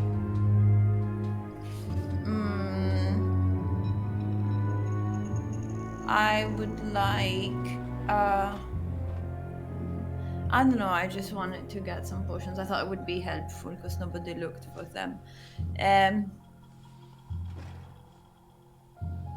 Some healing, but not like common healing, like anything more than that. Potion of healing, regular, that gives you the number for it, and it's pretty high up in the list, really. Yeah, any like superior or greater. Greater healing, also directly below it on the list. As you look for superior healing, you find its text is entirely in red, and it says 0 of 3 uses remaining. Great. Can I get how many I want from the greater healing? They also seem to have a limit on them each. Greater healing looks to be another pool of 3 for uncommon items. Potions of healing has a limit of 3 also. I'm gonna have to limit you rather than let you sit there and be like, I'm going to take 100 of these potions. No one got any potions, so yeah, I'm gonna get 3 greater healing. Alright, so you go through, you press the button 3 times, and each time a fancy bottle full of red liquid is dispensed. The bottle looks to be some sort of crystal. It's a very fancy bottle, but it seems to be all geometric patterns rather than... I guess the most fancy bottle before now you would have seen is probably something from Kerhar with like the dragon motif to it. This is just geometric patterns, all made out of like triangles stuck together, and it's full of red liquid. So you got 3 of those, so that's 3 potions of greater healing. Yes. I really need that.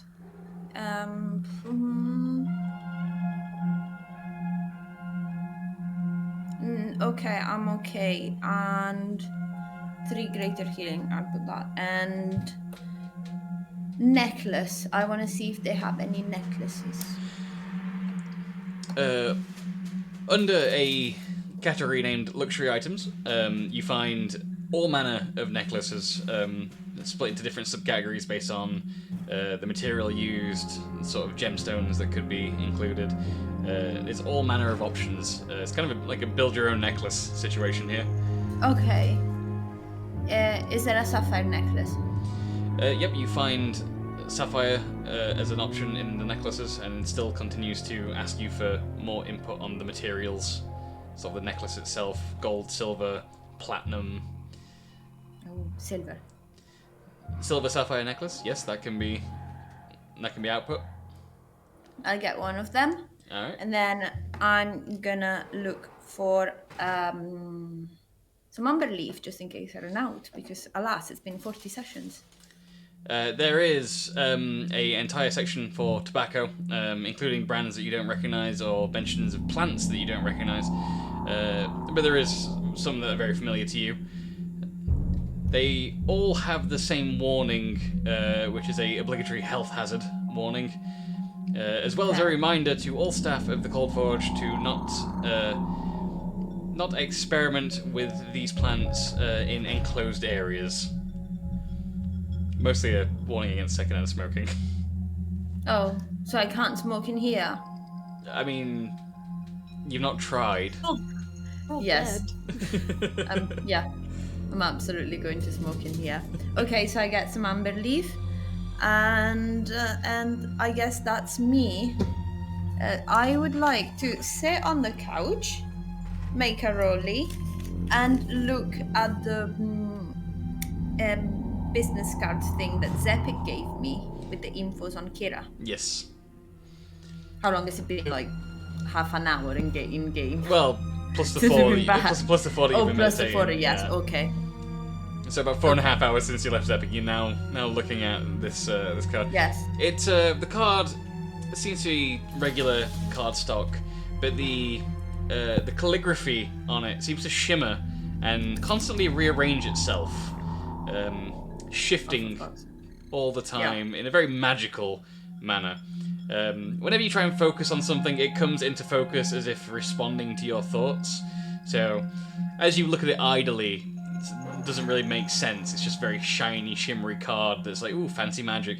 But as you try and focus on the words, they come into view and let you read them. So you can read all about Kira's full name and where you'll find her. And none of this stuff I'm saying out loud because I'll DM it to you all. Yeah. Okay. Yeah, but you now have the whereabouts, the current, up-to-date, right now whereabouts of Kira. Okay. In fact, if you check this on a regular basis, you will find that whereabouts changes. This is so stonky, I love it. Oh yeah. Perfect, yes. As well as other names that appear underneath Kira's location, which reference them as contacts. So for ways that you might actually be able to get a message across to Kira. Some of these names, not all of them, but at least 2 of these names so far are very familiar to you. You know these people. Okay. You believe... Jacob. Jacob is one of the names, yes. My bro. That's enough for you to kind of gather what particular network of contacts this is. Yes. Okay. Yeah. What's the other name?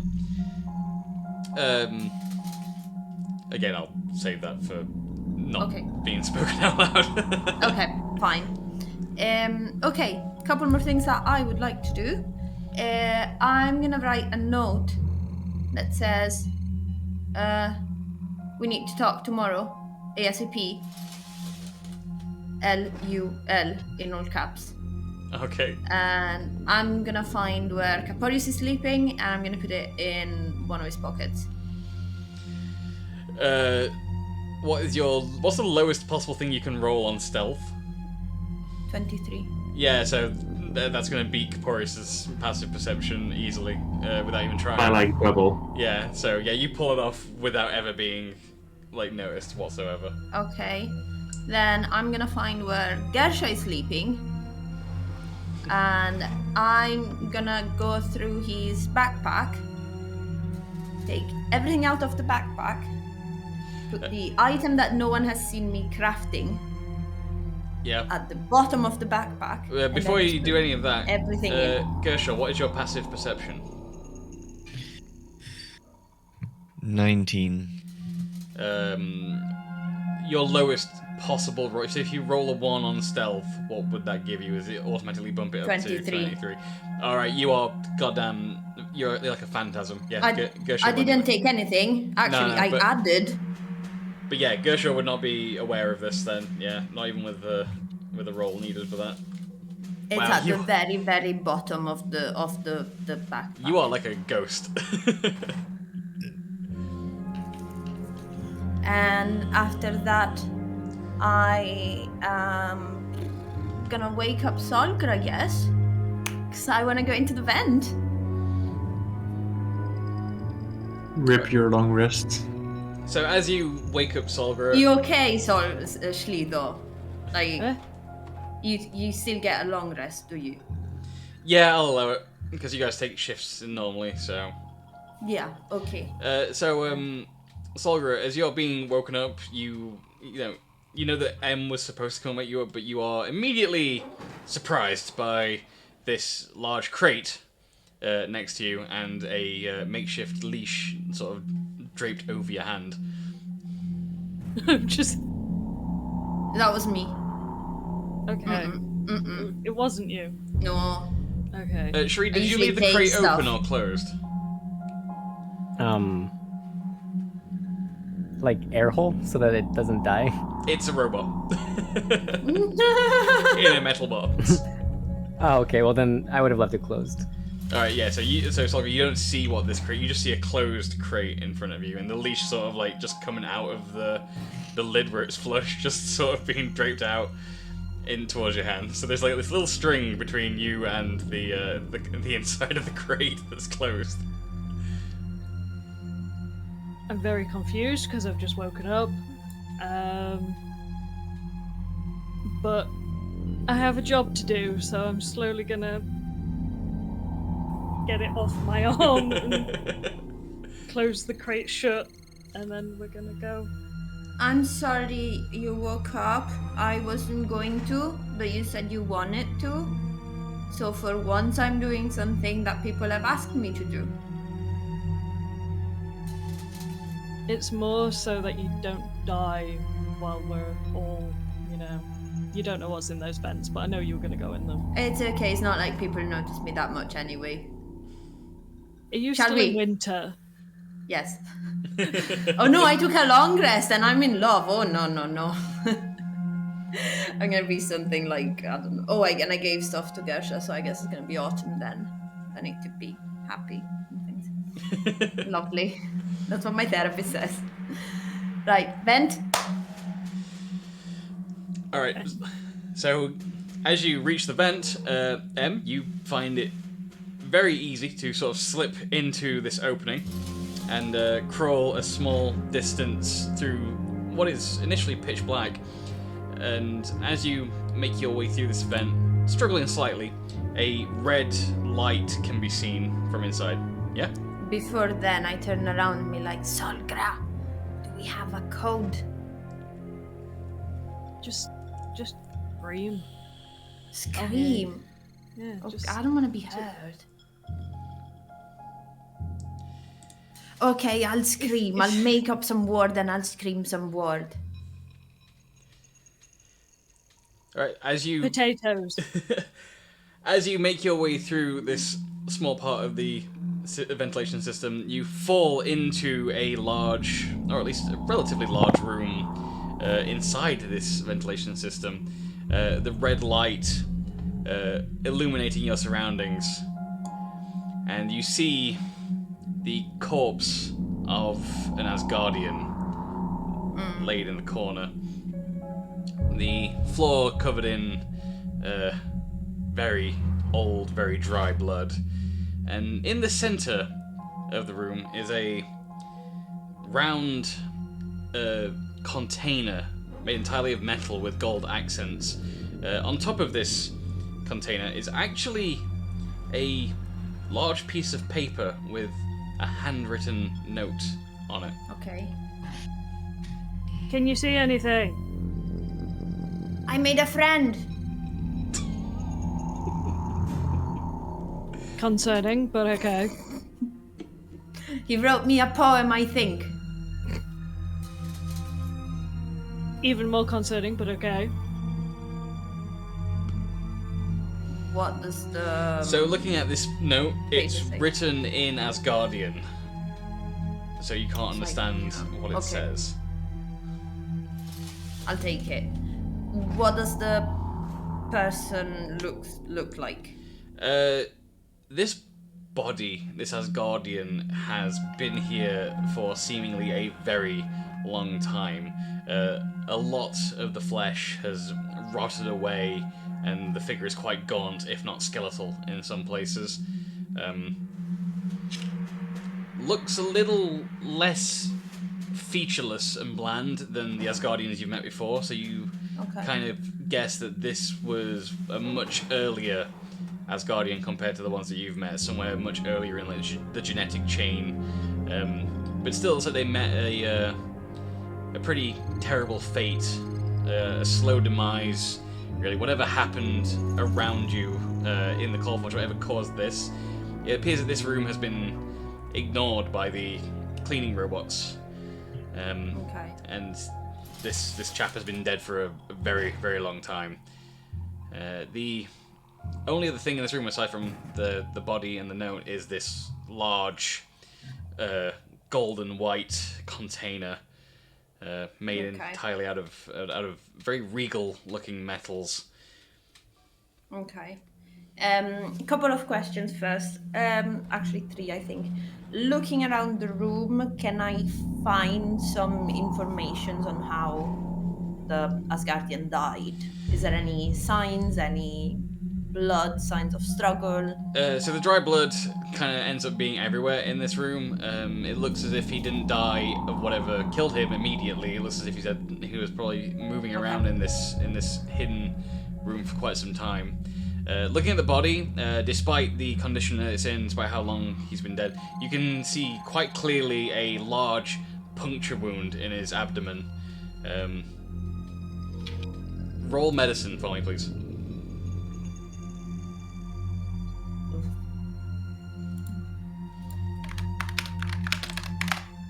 $22, not 20. All right. So looking at this puncture wound more closely, giving it a proper inspection, it looks to be about the right size and shape of a wound to match what you would recognize as the tail of a wrist. Yeah. Okay. I'm gonna assume same armor, so no pockets. No pockets, no. Still, although this has got it's slightly more colourful, just a little, than what you've been seeing from the later Asgardians. This has actually got some sort of almost painted characters written across the front. Again, in Asgardian, you're unable to read it. Can I write it somewhere? Yeah, you could make a copy of okay. Sort of at the bottom of the note. So you just copy down the characters as best you can. Yeah. Yep. Next, any other ways of getting or leaving the room apart from the vent? Because this garden's big. It looks as if you could maybe open a passageway through one of these keypads, but the keypad on the wall beside the corpse looks to be completely out of power and dead. It looks as if you'd have to leave this room the same way you entered. Okay. So it doesn't look like it's moving, the keep. I mean, with my mighty -1 strength. Yeah, wherever a secret passageway might be for you to open like a larger access into this, it looks as if it was controlled by whatever the touchscreen on the wall does, and that is currently completely dead and out of power. It's not responding to anything. You give it a few taps, you give it a bit of a hit, nothing responds. So no doors, no tanks, nothing, just the dead guy. Just the dead guy and this thing in the middle, yeah. Okay. Does the box look like it can fit in the vent? No, not the entire box. You could. The best you could sort of think about it is if you open the box and you were able to take something out of it, you could probably carry something out of the room from the box. Okay. But the whole container itself would be too large for you to be able to actually actively pull through the vent with you. Okay, I was hoping I could bring the box back and open it with Solgra. And we could have like a wee Pulp Fiction moment. That could have been like really fun. But instead, I am forced unknowingly what's in the box from the note to just open the box. Alright, so throwing caution to the wind and opening the box, you place your hands around the rim and sort of feel for a latch. And as you pull from either side, the whole thing clicks, and you hear a hissing as musty air sort of like is expelled from the container as you open it. Looks like it was pressurized for whatever reason. And as you lift the lid over, you peer down into this container and you see a weapon. Okay. It appears to be a large maul adorned with gold. Okay. There are ornate gold rings around various parts of the grip. The actual bulk of the maul itself appears to be made of a huge block of some sort of alien metal. It shimmers similar in a way to Kuror, but it looks slightly different. It's got more of a greenish sort of tint to it. You notice as you sort of step back a little bit that the actual weight of this mallet, this huge bit on the end, is this metal is actually glowing, only faintly, but there is now a green glow being emitted from the bottom of this container. Oh. Can I try and pick up the maul? You pick up the maul, and it's surprisingly light. I pretend to be really tall and do like Solgra with the maul and be like, I rage, I'm angry, but quietly, so she can probably just hear like just a little bit. As you Is everything okay in there? As you swing it around, Yes. as the maul sails through the air, as you're sort of swinging it, you hear a light hum each time you swing it through the air, just a vroom and a vroom. It's almost like it's crackling through the air. Okay, I'll definitely bring that back. A Jedi. I'm just them. Anything else in the box? That's it. Okay, then I'll make my way back to Solgra. Alright, so Wait, what's a maul? Do I know what a maul is? It's like a warhammer. Not Darth Maul. Not Maul Darth. 5e. We could call him Darth. Oh, I thought it was the thing with the big ball and the chain. No, that would be a flail.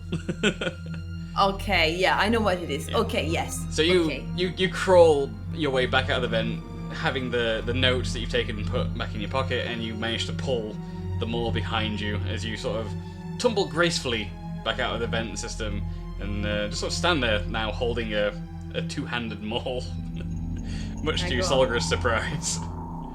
That's for you. Just a wee something for waking you up. Oh, well, I had it crafted specifically for you. Because I felt bad. who by? My friend.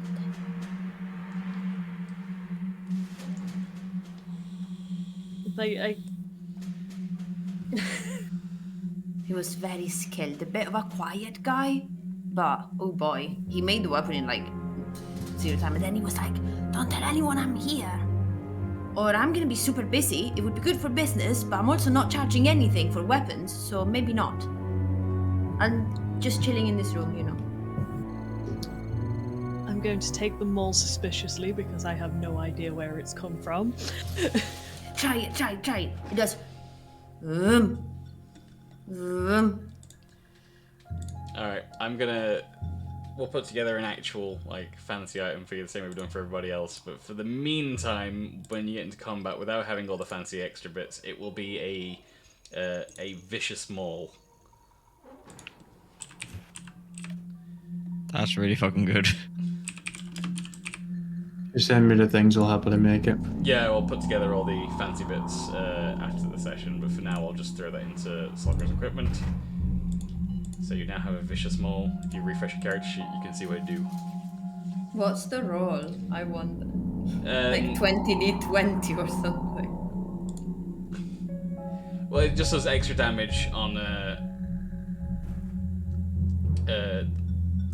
crit, so it's even more crit damage for you. But we'll throw some extra spicy things in there as well, and it will also use your current damage as well, so the +10 and the 2d6 +6, not the ones that's got written on there. Capo does a good job of making these custom ones for D&D Beyond, so we'll get that together for you. That is a fancy new Maul upgrade. But in universe, as you sort of look at it and inspect this Maul, you've never seen any sort of weapon like this. After looking at all the various weapons that have made their way through the fighting pits, this is possibly the most powerful looking Maul that you've ever laid eyes on. You think if push came to shove, this could be nearly as powerful as Stormbringer. But you know nothing at all about the composition of the metal that made this. There's some learning to do. You feel like if you use it now, it's good, but you feel as if you need to unlock some sort of hidden knowledge to really draw out its full potential.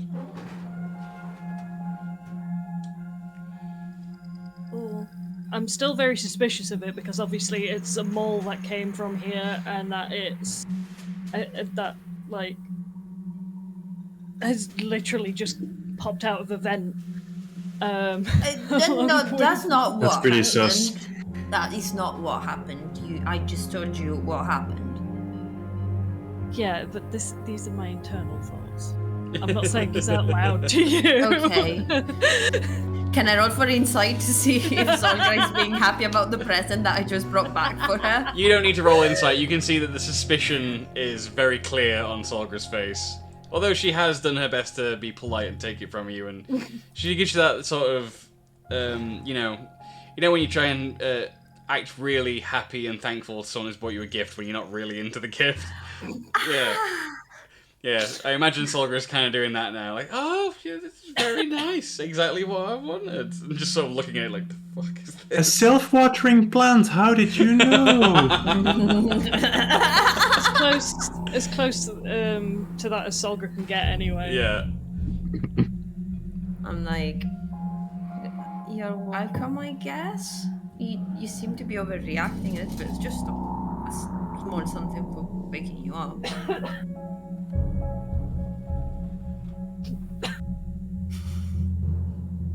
I'm sorry. I took a drink and it didn't go down very well. I'm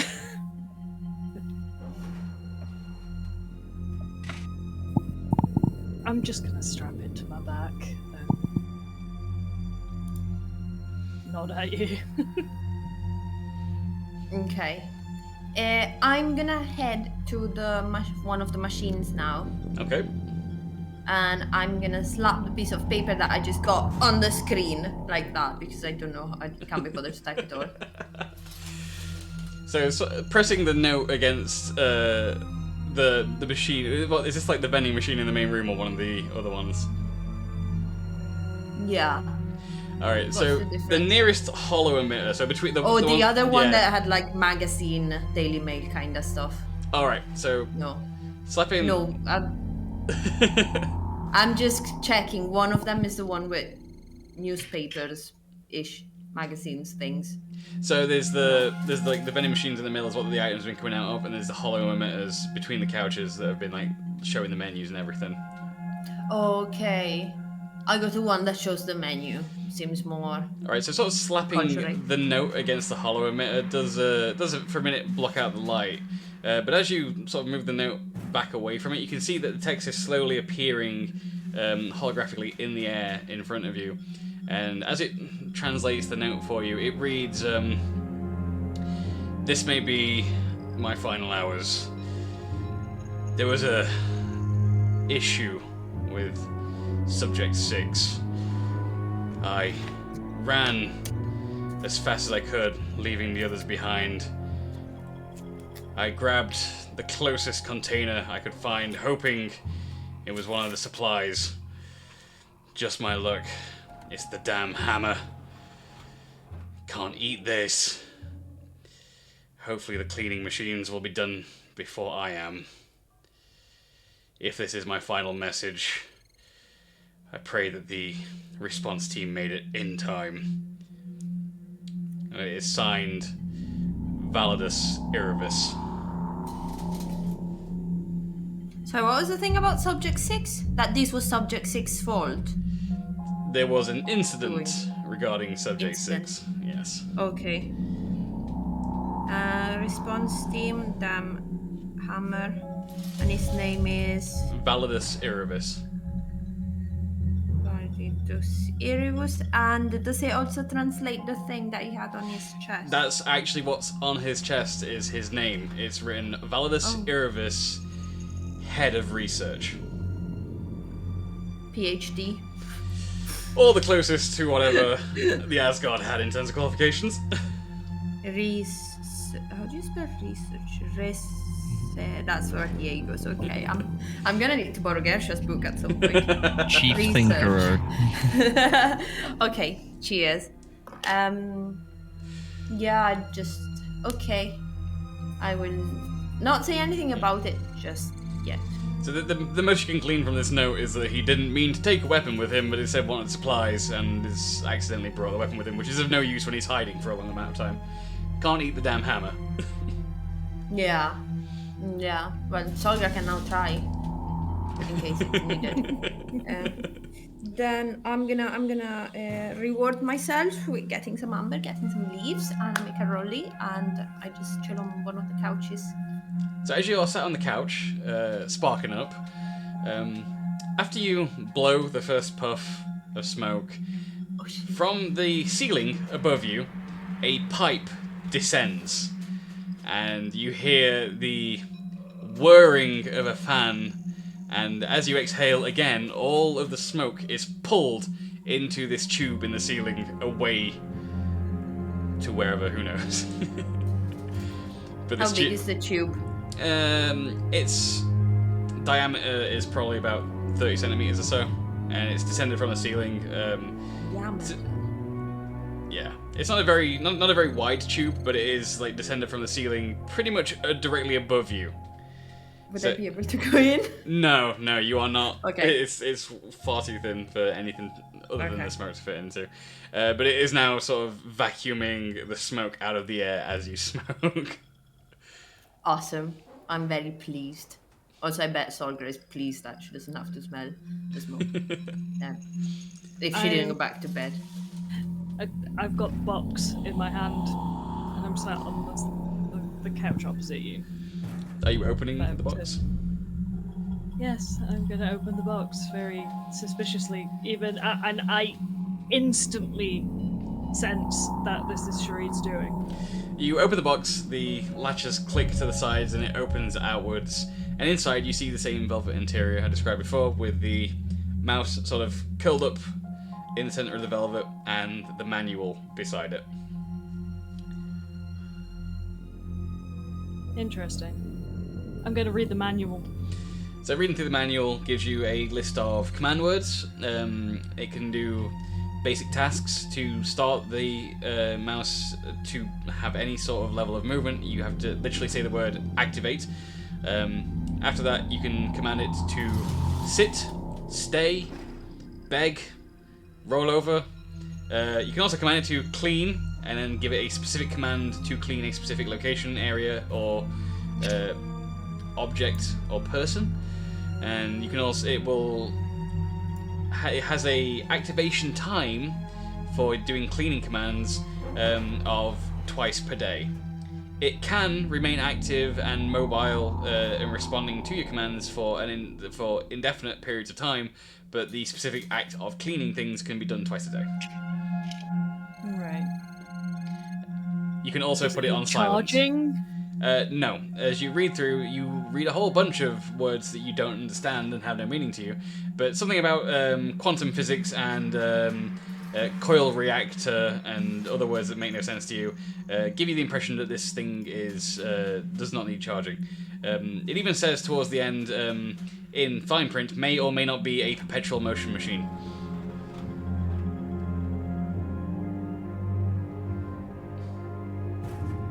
I'm gonna chunter to myself about it being like not trusting it and things like that, but I'm still gonna like pick it up, put it in my bag, and put the manual in my bag as well. Okay. So it's kind of like I really want this thing, but I've made a commitment to like not trusting this place. Also in the manual, in the last couple of pages, are recommendations for further reading. It mentions there are multiple upgrades to the mouse unit, as well as a combat upgrade that is not currently equipped.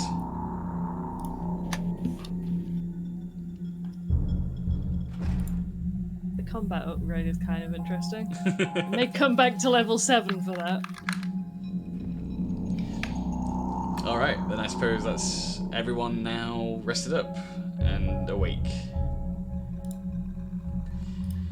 Which, looking at the time, would be a great place for us to have a break, and we will return when everyone is awake and ready to do something else. So let me switch over to our BRB screen. Alright, we're off cam, but they can still hear you. Okay. Yeah. Oh my god. Boobs. I'm loving the session, but oh my god, I'm absolutely fucking knackered. Jesus. And boobs. It said that they couldn't see us, but they could still hear us. So I'm kind of hopeful that we're going to move on to the next level after this. Because I'm ready to show off the new map. Or some new maps, at least.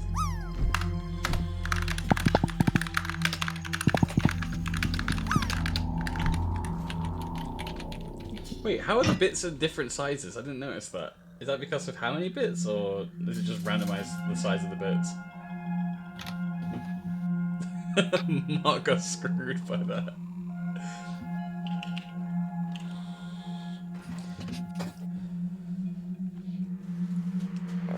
I would normally go and get more caffeine, but I feel like I've had more than enough caffeine today. I've got some. I shouldn't say that out loud. There's people on Discord that will murder me if I say what I was about to say. You got some Pro Plus. No, I've got decaf.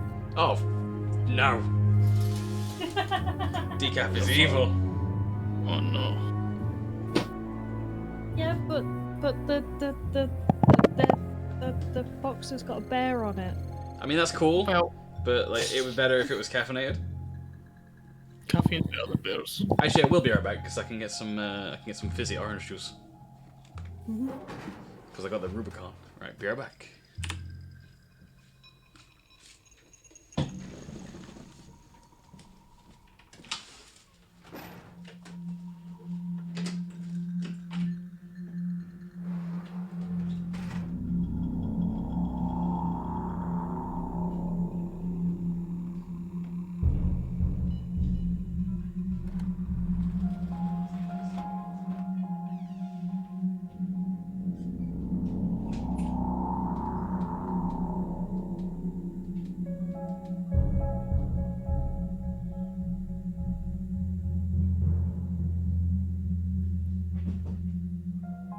Oh, hello there.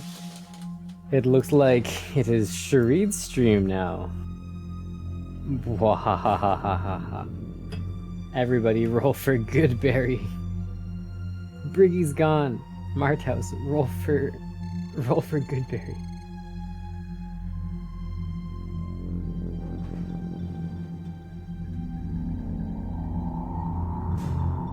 Yep, D20, that's a good berry. That is most definitely a good berry. Uh-huh. 18, yep, that's a good berry. Yep, absolutely. D200, 14, oh yeah, that's a good berry. Let's go very quickly. Yep. Okay. Oh yeah, these are all very good rolls for some very good berries. Yep. You guys are doing excellent. 5, that's a good berry. Definitely a good berry.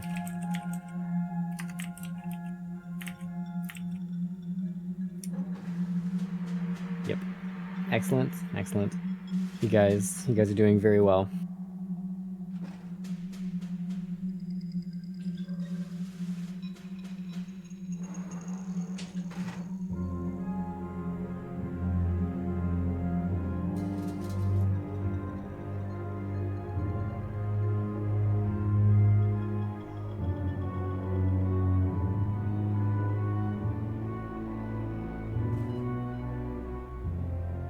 Oh, 17, you bet that's a good berry.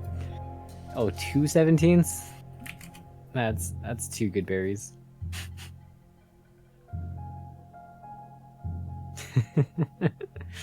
Right, yes.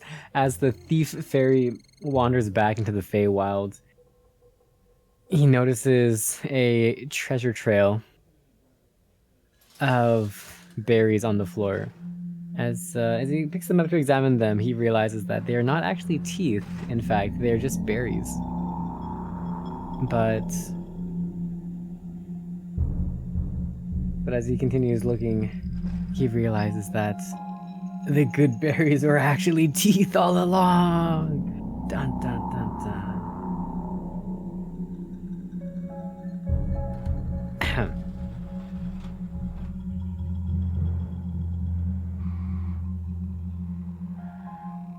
Oh, it appears we have a new challenger. One of the party members has returned, and it appears that they are also a Goodberry. Hello, greetings, fellow Goodberry. Welcome to the Goodberry stream. Why? Hello. We're just here talking about the secret of the Goodberries. You know? Ah, yes, spilling the beans now that everyone else is going to be and eat. Excellent choice, brother. Exactly, yeah. So the thief fairy went and fought, went and walked through the Feywild, found some good berries, but they were actually teeth. They were the teeth variant good berries, you know. Hmm. Yeah, classic. Worst. You know? Yeah.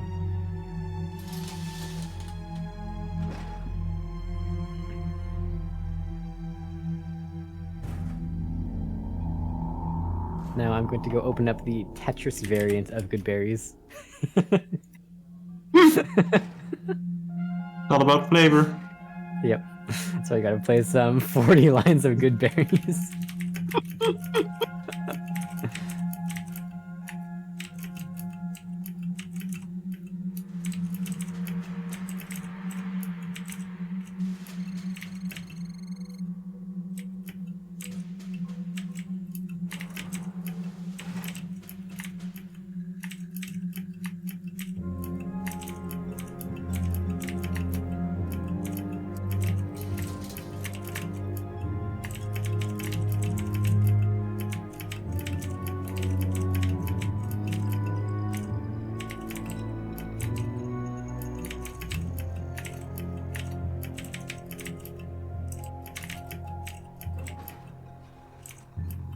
Hmm.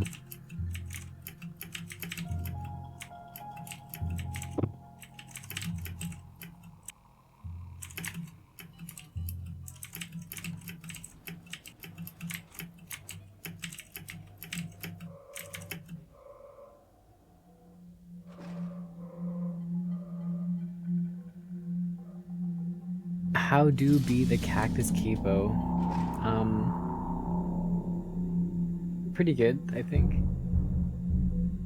Pretty good. Pretty good.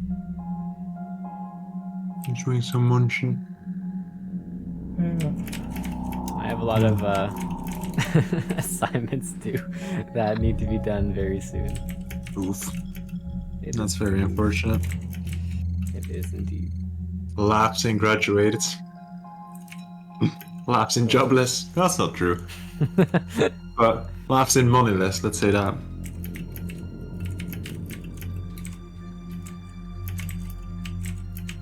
It's approaching that time of the degree where it's like Every day is spent thinking of I should drop out. Why am I in school?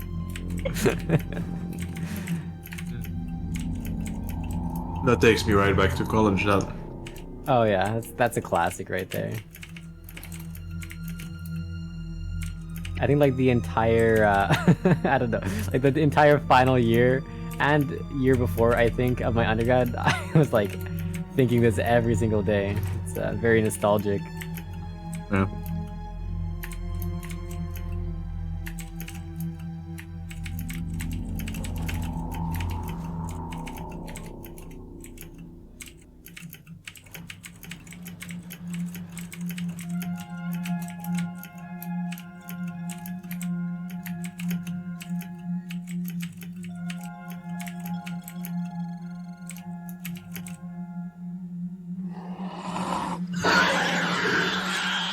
I'll be back in a sec. Ew.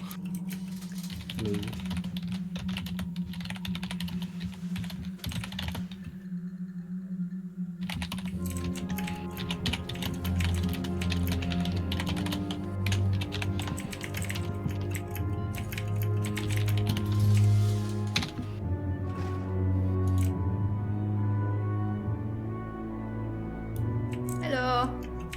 Ew. My mom's watching Squid Game, so sometimes she messaged me like she just did now, like, oh, I just seen that episode. Oh my god, I'm so sad. Like, I know. Right. Hello. Again. Hello.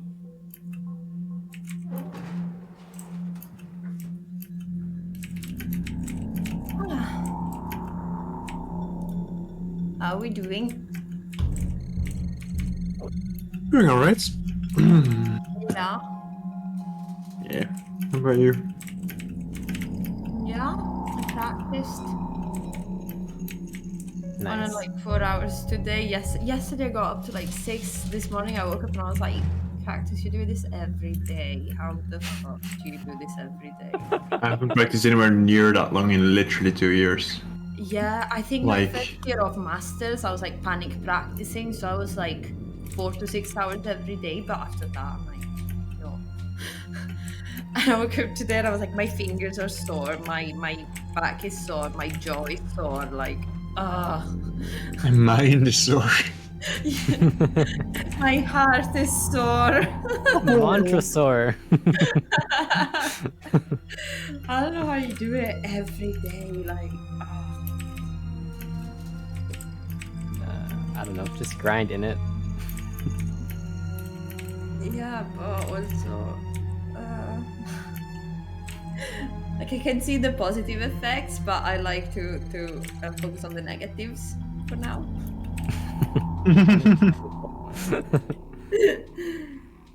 But yeah, I'll try to record the videos for the audition tomorrow. It's just one video, one take, but I need to awkwardly move from Mozart to excerpts, like without saying anything.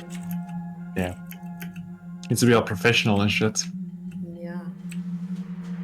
They asked on the thing, like, why do you think you'd be the perfect applicant for this position? And I'm like, I'm lonely, I need friends. Anyway, yeah. How is chat? What are you guys up to? Are you enjoying the episode? TikTok Cactus that he doesn't sleep. He doesn't? He's a cactus. Oh. Just I is. mean, that makes sense. Oh, what was I watching? I was watching something.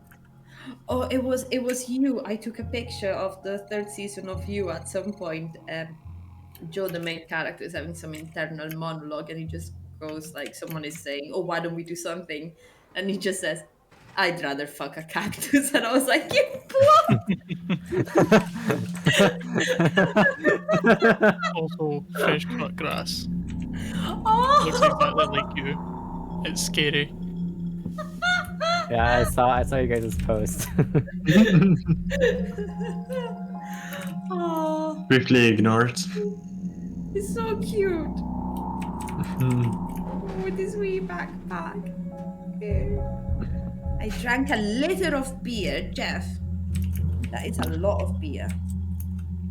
Well, no, it's like 2 pints. Yeah. A That's less liter than 2 pints. It's less, yeah. A pint is just slightly more, isn't it? It's like 550 or something. 530. Well, UK one anyway. The ones in the US are like 400 and something. Yeah, UK have, in the US have different sizes. Yeah, for the US it's 473.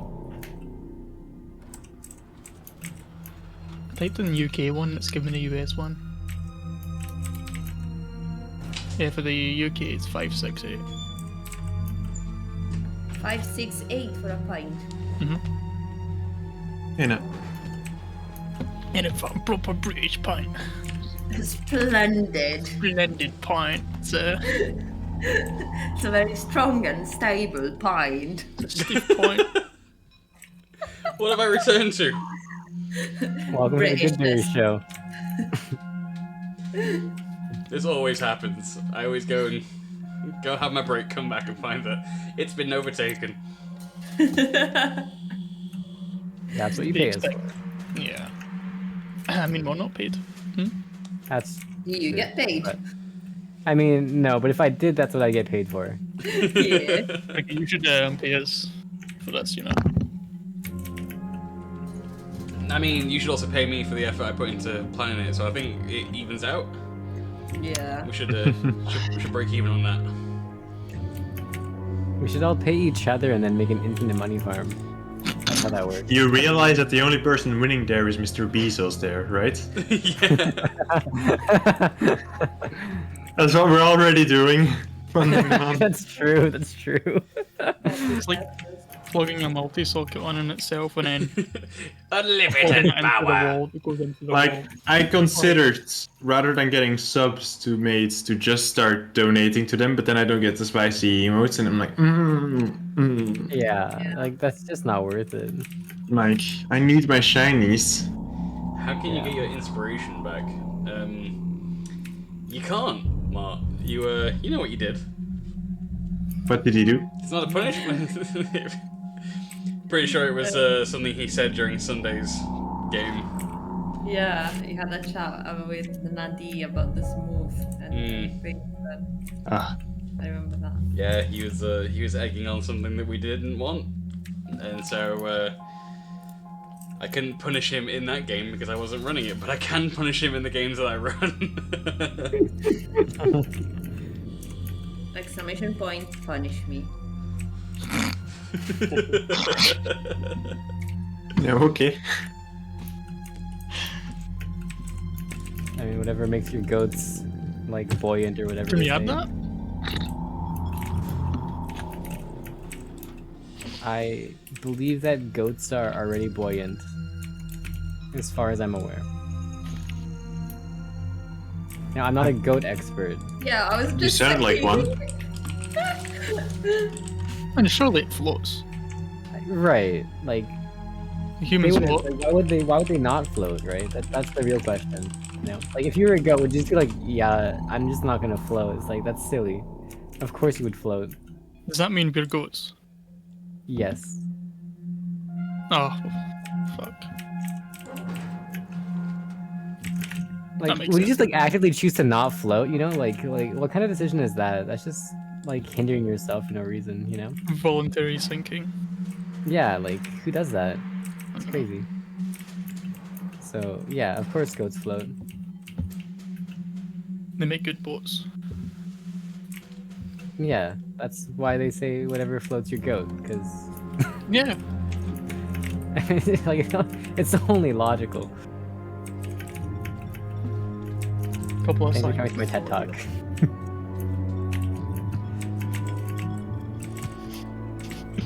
I have nothing to add to this conversation. You don't know anything about goats. Yeah, you've just gotten a glimpse into the mind of Fanny Boss and Shareed.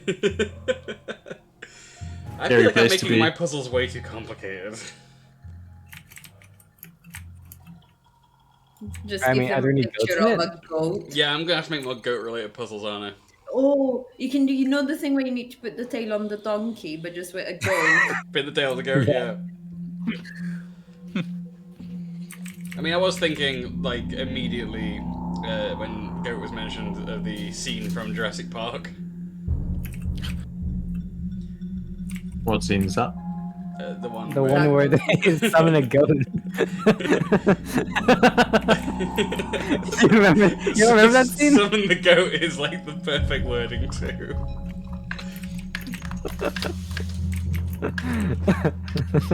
And for you young'uns, I mean Jurassic Park the original, not this Jurassic World BS. The Chris Pratt. That was I alright. haven't seen that in literally 15 OG years. Jurassic Park is 10 still years. the best. That is. And I like Lost Yeah. World too. I'm not even going to apologize for that. Lost World is a good movie. Which one is the one with Jeff Goldblum laying on a table? Isn't that all of them? Is that the original? Is that every movie? No, I think the laying on the table one is from Lost World. It's from the second one. I think that specific movie is from Yeah. the second one. I might be wrong, but I definitely remember it being. I feel like it's from the second one. Got a lad. I mean, realistically, they're all good films apart from 3. 3 is trash. Yeah. Yup.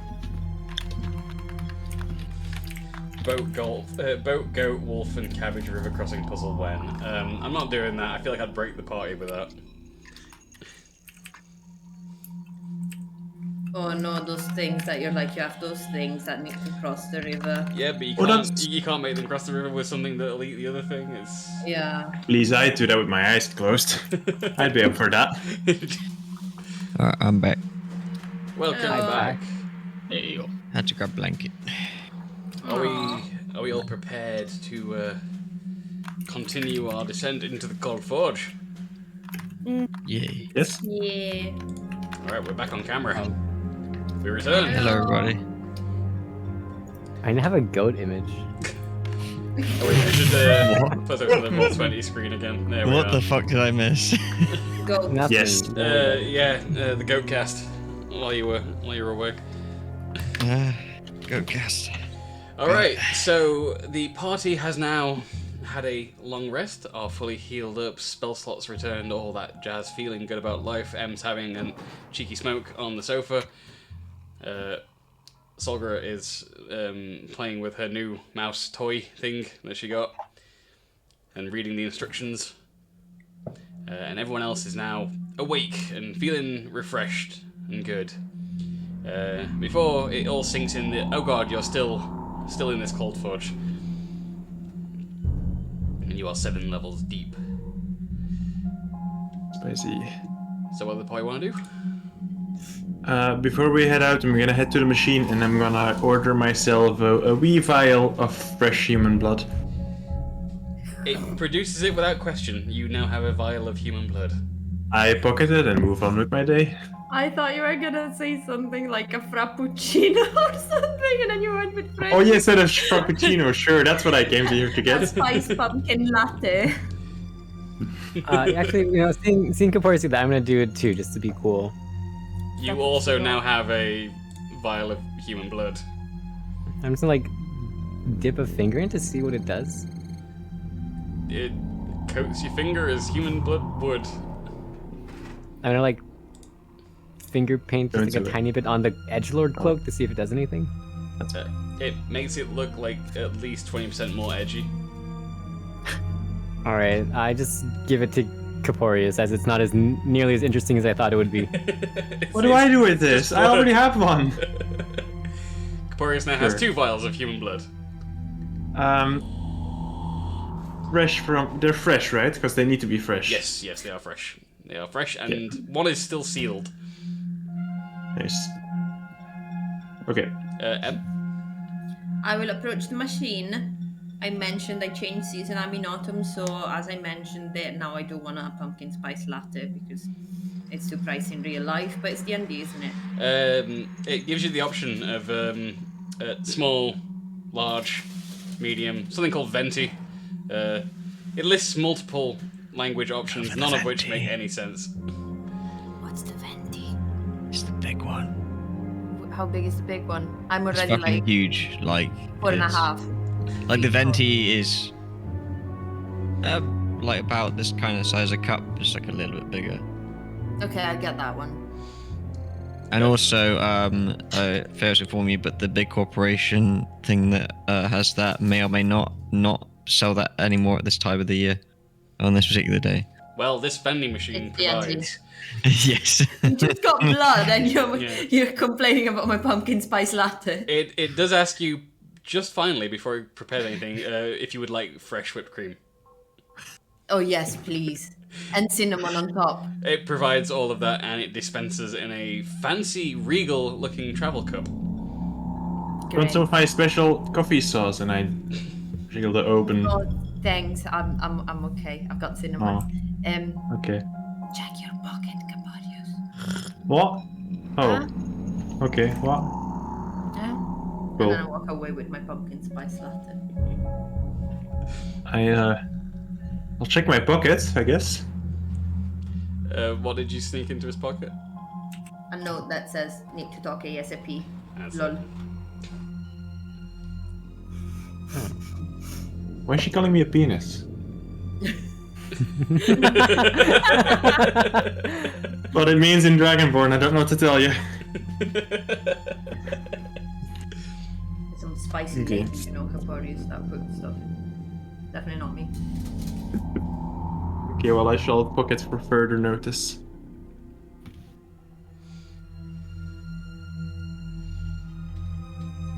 All right. So what are you guys all doing now?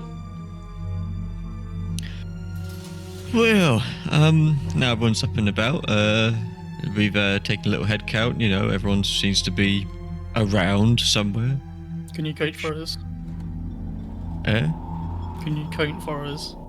Yeah, sure. I actually can now. You know, I've been learning things, and as a result of this amazing book by Zepik, which, fair play, is a bit of a drama queen with the whole dying thing, but you know, he writes good books. And I can now read basic stuffs, and yeah, counting from 1 to 7 is not a problem. I'm gonna pat him on the back. Thank you. So Gershon does the head count, and all of the Sneven are together and prepared to make headway. Let us head away. Can I just say I'm upside down now? Like a handstand walking thing. Ooh, do me an athletics check. That didn't happen before. Okay.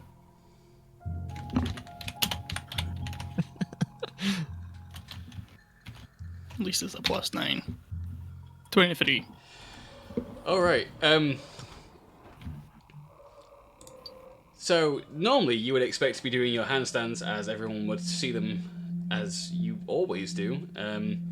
Although maybe it's something to do with this long rest, maybe something to do with the armor, maybe it's just the location that you're in. But as the rest of you walk the corridors of this floor, Fanny Boss, you're actually walking on the ceiling. I've got a big grin on my face when I'm doing it. It's not even a handstand, you are literally walking as if gravity was flipped. Nice.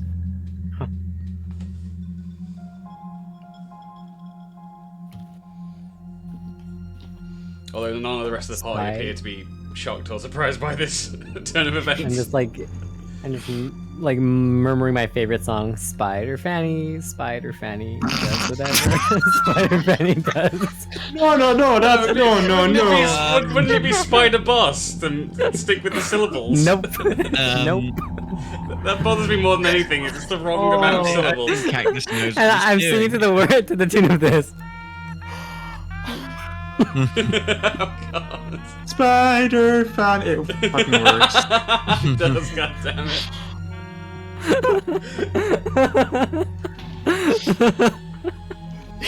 I still prefer Spider Boss, if I'm honest. Nope. Think about that word.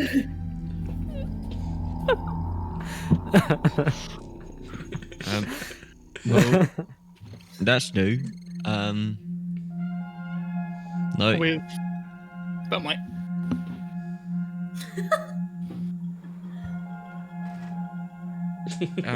I'm worried now. Actually, no, I'm less worried because yeah, you could check the ceiling for me now. If anything happens from the ceiling, then blaming you. I am the ceiling, you're the floor. The ultimate tag team. Someone has finally claimed the ceiling. And then I can go upwards and I'm gonna like go. Which way are you guys walking while this conversation is taking place? Are you going back to the original to the right. elevator? Yeah. To the right.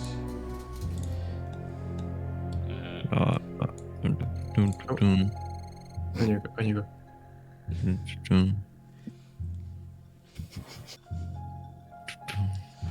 You could just move to Slowly where you now. want to go. Like Ready? there's no. Daddy? Daddy? Painful. Oh! Oh no! Do we take telefrag damage for that? No. So as you reach this door is absolutely and completely locked. You hear from the voice of Bucky an update telling you the entrance to the lower level through this staircase remains locked and access is denied. I am unable to ascertain the reason as to why this particular door is locked. I would suggest returning to the platform and speaking aloud that you wish to descend. Okay, thanks, Bucky. He feels like absolutely no way to get through this door. I mean, it's a door. Try it. Try it. Okay, I'm just gonna find the zappy point, you know. Alright, so with a little bit of messing around, eventually you manage to force this door open. And as you force this door open, you find you are met with another door. Got him. Is there anything behind that door? I mean, mean- surely there can't be another door. Try it. Go on, try it.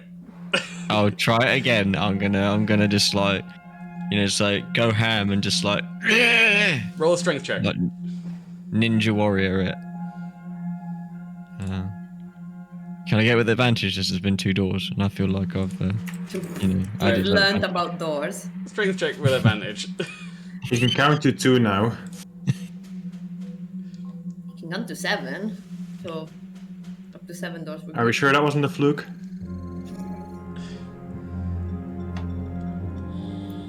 15. Alright, and you manage to force this door as well. And as you force this door, you find another door. I mean, surely This there feels can't like be the one. another door behind that one. This feels like the one, dude. I mean, right. I'm gonna do it one more time. I'm gonna open it.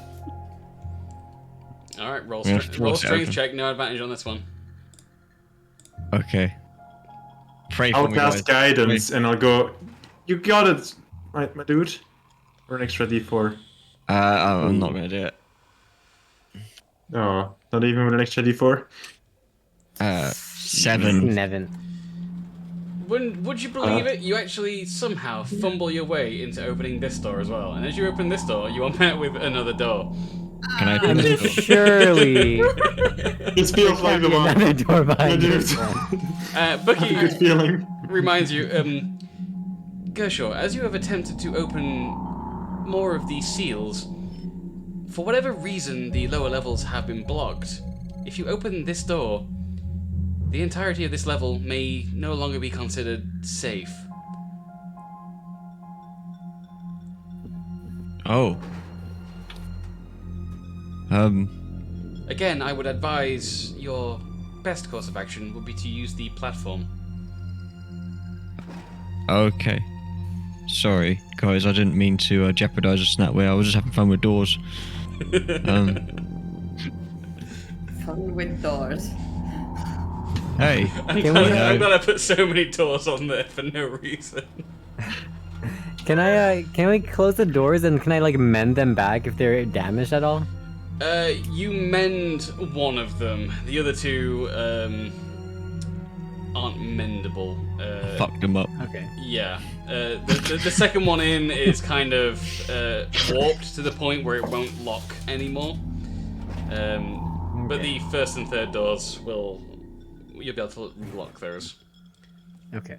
So the 4 seals of security you had making this safe are now 3 seals of security making this floor safe. Okay. Well, sorry that, guys. I did not mean to jeopardize our security.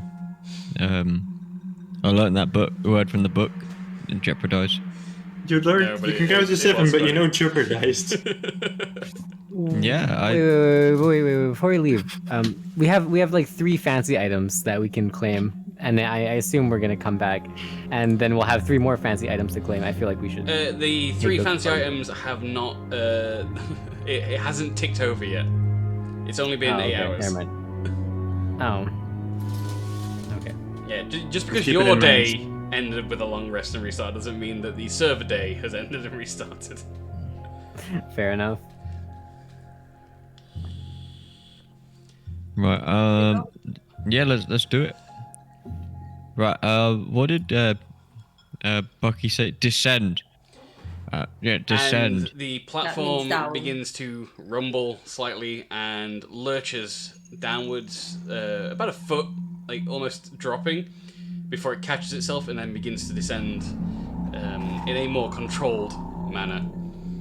And feels like it descends for a while, until eventually you find yourself with the doors opening.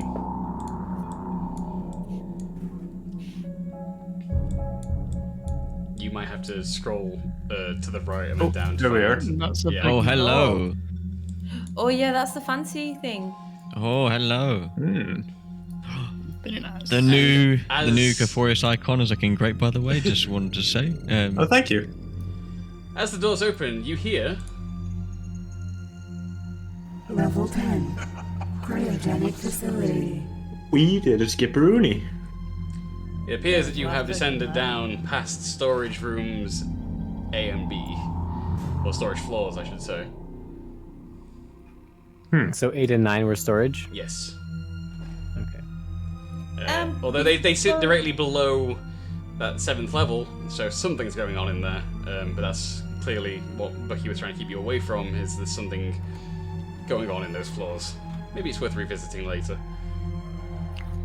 Before we go into the another floor, has anyone heard about or came across any about Subject 6? Well, we saw him in the picture, didn't we? Way up high, like a 2nd floor or something. Yeah. We saw the moving picture thing. Yeah, that was pretty. The weird. host? Wrist. Yeah, Subject 6, no good. No good. I know this. No. So now you know this too. Okay. See, I wasn't gonna go hug him, but you know, that's still. We're gonna do this in a similar manner to how Cactus ran the maze, just for keeping you guys moving without worrying too much about specifics, because you will be controlling your individual icons. So we're gonna go Caporius, M, Sharid, Fanny Boss, Gershaw, Solgra, and then loop back round to the top. And you will be moving your regular movement speed. Maybe, Oh, fuck. maybe don't split up would be a bit of granola for you guys. 1, 2. Oh, fuck. 2. So what was the order? Caporius. 5, 6. Based on the cameras on the stream, so it's Caporius, M, then Sharid, then Fanny Boss, then Gershaw, then Solgra, then loop back to the top. Oh. Oh, on the stream. Oh, I thought you were gonna Yeah. need a Discord. I'm putting it order. in party chat. Yeah, sorry, I really should have put you guys on stream in Discord order, but for some reason I never did it that way. Fair enough. All right, so Wait, hang on. as you enter this floor, the light from the elevator pours out into what is a fairly dark floor that you've entered onto. Red emergency lights line the walls and give some illumination. As those of you that leave the elevator step into this first part of the corridor, you see at the furthest end of this corridor in the corner is a holographic projection of an Asgard. M would maybe recognize the name written across the front of this hologram's sort of clothing. Corporeus too will be able to translate it as Validus Irivis. The hologram sputters to life as you step off of this elevator and greets you and says, "Welcome to our cryogenic research facility. Please refrain from entering restricted areas." And then it waits for about 10 seconds before it continues looping that message over and over again. It doesn't appear to be actively answering any questions, it's just giving you that warning. Em? I was gonna say, hey, you look better now. You say that in like that 10-second gap, and it immediately says the same thing again until you pick up on it being a recording. Oh. And as everyone else gets a chance to move, in fact, I'm just going to remove Oscar's icon for now, as A will not be joining us this week. But Oscar is with you, just following specifically, I guess, Solgar. That makes sense. Okay, so it would make that Fanny Boss's turn. Yeah. Fanny Boss.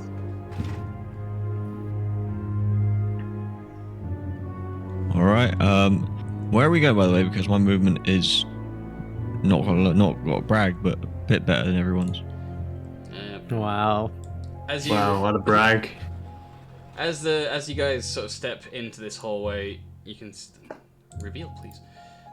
You can see that there are some actual ventilation shafts with the grating removed, so you could move through them. They look large enough in this particular area that you could sort of walk through them, or at least crawl through them one at a time. And as you round the corner,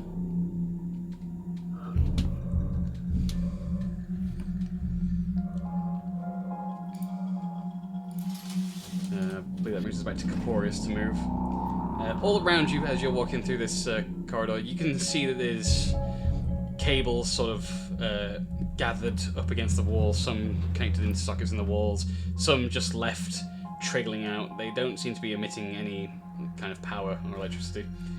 What about these little doorways, hallways? Can we see into them as we pass them? The one directly in front of you is open, and I will reveal it since you're close enough now, or at least reveal some of it.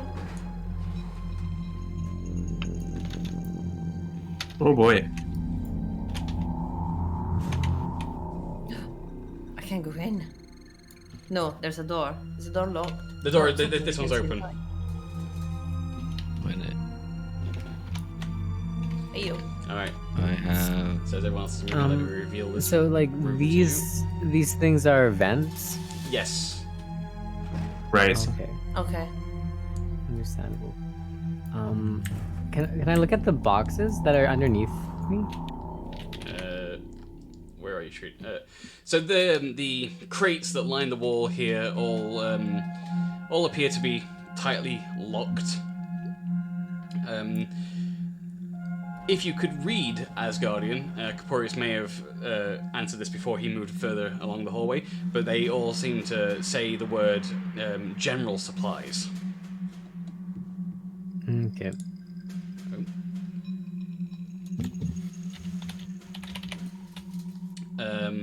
As the rest of you move in, you enter into this hexagonal room here. On the floor, in front of you, and currently still under you as well, under you is the corpse of an Asgardian who looks to have been torn apart rather viciously. Yeah, I'd move one back just as Yeah. the corpse. Sorry. And in the center of the room lies a strange skeleton. There are elements of the skeleton that remind you of the wrists, but you know from your encounters that the wrists have more of an exoskeleton and don't, at least to your knowledge, have an internal bone structure. This looks as if it could have been maybe some sort of hybrid experiment, trying to mix the two. All the equipment around you all appears to still be functional and operating. There is a console giving a readout of the chamber at the very bottom of this room, and inside you can see that this chamber is full of liquid, but there is no subject in it, nothing in it other than just empty liquid in this case. You might make the assumption that the skeleton might have been what was in there originally. Okay, I call the people and say, there's machines and bones. I like the bones. Am I blocking the door? I'll just move one side to the door. I hope you guys like this map, because I spent all day doing this map. It looks It's really cool. good. I like the lighting. I'm gonna check out the terminal here. Alright, so check out the terminal. It takes a couple of seconds, but it's initially being output in Asgardian. It eventually starts outputting in Common so that you can read it. And you see that there is a vague floor plan of this level, and also numerous status updates telling you that Chamber 1 is status normal, Chamber 2 ongoing, Chamber 3, let me just remember what order I've done all these in. Chamber 3 is simply caution. Chamber 4 also says caution, Chamber 5 says nominal, and Chamber 6 says error, critical warning. Okay.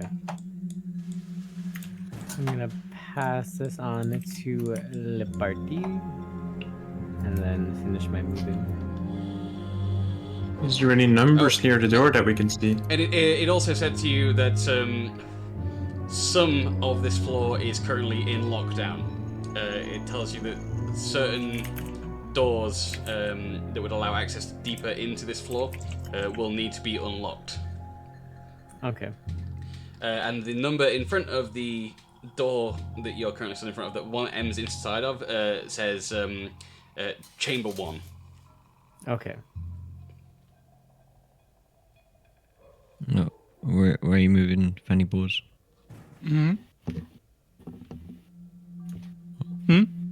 Have you moved yet? No. Okay. And then 1, 2, 3, 4, 5. Oh, and just because Kaporis and them have already been around the corner, allow me to. I got another 5 squares of movement. 1, 2, 3, 4, 5.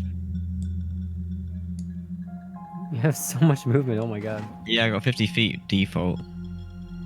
That's more than I can fly, dude. What the fuck? I have 25 feet. Yeah. What? That's why I said. Let me know where we're going because my movement's a little bit better than you guys. You might just want to stick with the party. Yeah. Mine's the Did one you where- always get 50? Nah, my monk stuff improves it quite a bit, so it's actually got more to improve as we level up. Oh, that's quite cool. I'm good at running away. That's all I've got. Rolling 7s and running away. Alright, so on your left, Gershaw, you see that the second chamber, it says Chamber 2 above it, this looks like they all look like, actually you wouldn't know that, but they look like airlock doors. They're like huge bulky doors that look like they could be sealed to be quite secure. However, the first two that you've encountered now have been sort of wide open, missing any sort of door in the entryway. Looking into this room, because you've got some ability to see in there, reveals another hexagonal chambered room. It looks like this. Huh. Guys, there seems to be another goo situation. I don't know whether it's a goo, but it's more things in tanks. They look sort of fleshy. Okay. Just hang on like another 12 seconds for us to get there, and we'll have a look. Solgar is to move. Yeah, I'm just trying to decide whether to stick to the back, near the back, to cover us from that area, or... The whole party gets the impression, right now, in this very moment in time, that whilst it may be uncomfortable and eerie, none of you feel as if you're in any immediate danger. No one's spidey senses are tingling right now.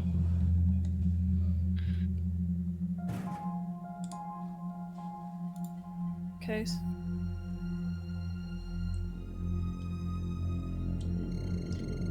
Alright, Capo. I want to head into this room. Can I have a look at this terminal? Is there anything worth... Alright, so as you look at this terminal, you and Em are both stood looking at this terminal now. It's changed from Asgardian into Common, so Em can read it as well. And it gives you a basic experimentation log of what was happening in Chamber 1. You can peruse through the different entries, and the gist that you get from reading through it is that this experiment was the first in an attempt to combine Riss DNA with that of a humanoid. It appears that this is not the first set of experiments done. It just happens to be that this is the first in a set of human experimentation. Although, I'm not even gonna make M roll for medicine. You've done enough medicine rolls in a minute. You look at this skeleton, you're kind of morbidly obsessed with it to a degree because it's so weird and nasty looking. But the more you look at it, the more you feel as if a mixture of human and Riss doesn't really make sense for this skeleton. It looks far bigger. The shoulders are far broader. The skeletal structure puts you more in mind of tales you've read of orcs, like full-blooded ancient orcs rather than common orcs. You're not quite sure how that's sort of come to pass. Maybe there's just some sort of medical understanding that you haven't learned about, but it's just not clicking with you. As you read the experimentation log with Corporeus, looking at the skeleton, it doesn't seem to be what it's talking about. To you, at least. You just don't feel like this is the thing. Okay. And tell Corporeus that. I see. And I also whisper, Corporeus, you're Yes. in danger. Oh, You're in danger. I'm a what? You're in danger. Oh. Is that why you sent me this? Yes.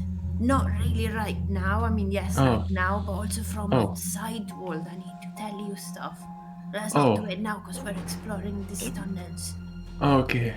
But we need to talk soon. And finally, at the end of this experimentation log, you find a less of an experiment log and more of a thought piece of whoever was running this particular chamber, complaining about Subject 6 and how this particular person, whoever ran this Chamber 1, feels particularly hard done to and thinks it's unfair that that the Subject 6 team were able to get outside resources, and it specifically lists Dormaris. Should we tell Salgra?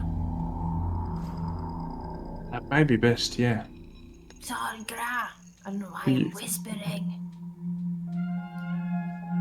Oh, you're outside. Great. Yeah, I'm literally... I'll just pop in and say hello, I guess. Oh, hi. Oh, shit, I moved out of the way. But you just walked all over. If Shareed and Fanny Bast and Gersha want to move to their next locations, then we'll go through what you guys all learn. I'm gonna wait for the time being, because if I walk any further, I'll be fucking miles away from the party. So you just sort of stood in the hallway, sort of knowing that the party's to your back while you keep eyes forward. Looking moody. Yeah. But we were chatting in the meantime, so probably the other people have moved. Yeah. So are you heading into that vent? I'm sticking my head in to see what's inside, and then I'm not gonna fully commit to the vent.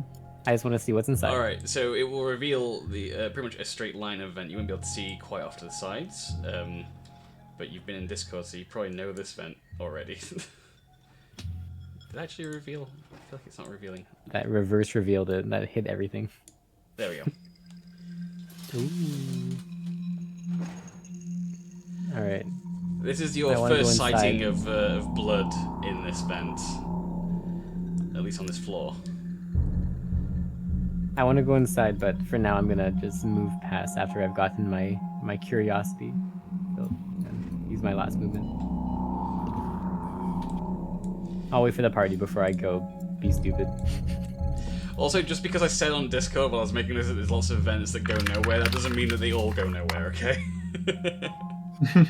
There are some events that do go places. The vents. Don't worry, I'm gonna explore. Just after this.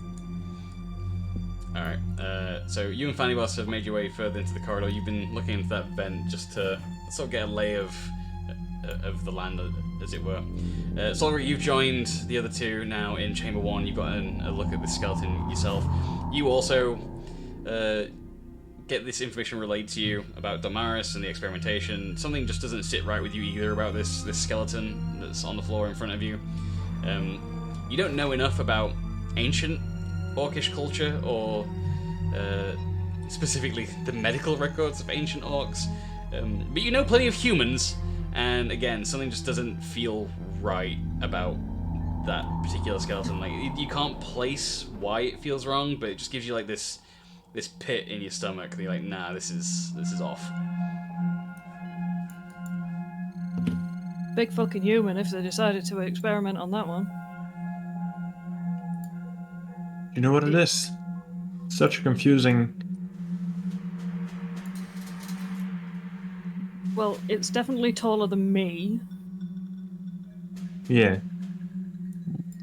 Maybe a Goliath or a full-blooded orc or something like that. See, that doesn't quite match what was in those logs, though. It does mention Dormaris, though. Didn't he have some trait with, like, stuff? Orcs. Something to do with orcs.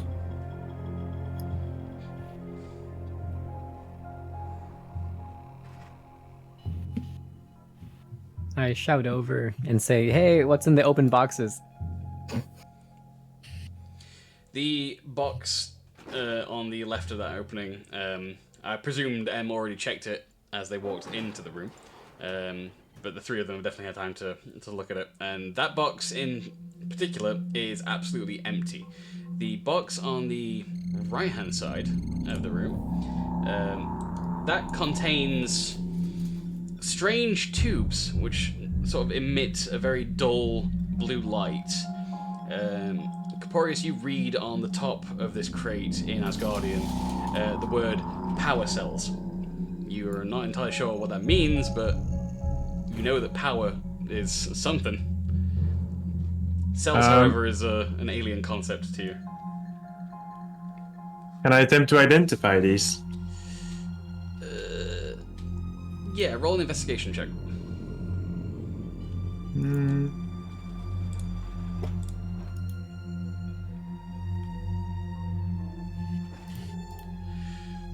12. You're not entirely sure, but something sort of in the back of your mind from walking around the Cold Forge already. These look to be this cylindrical shape in there looks to be similar to other machines that you've walked past and seen as you've explored the Cold Forge. So you kind of maybe could put together in your mind, maybe not immediately, but you could kind of link that if something else comes into play, that they are for powering things and making them do stuff. And how big would you say they are? They're They're about the size of a rocket. That's the yeah, like. Oh right, okay. Yeah. Okay. Like one fired from an actual rocket launcher. Okay. Because that's what the original asset was. So you could definitely carry like 1 or 2 under your arms if you needed to like plug them into something. Yeah, I'm not gonna bring them prematurely though. That seems like a lot of extra work. You make a note that there are some that look as if they're glowing at least, so you could make the assumption that they have some use still. Yeah. Okay. Just to your left is what looks like some sort of trolley, although it doesn't touch the ground. It's just kind of floating there, and on it is a small mass of chitinous like growth. It looks like the outside of a wrist, only like it's just a small ball of it, and it doesn't look like the eggs that you saw way back. It just looks inert, but it looks like the material that a wrist would be made out of. About the size Like of a a football. ball? Yeah. Okay. I pointed out. So should we take it?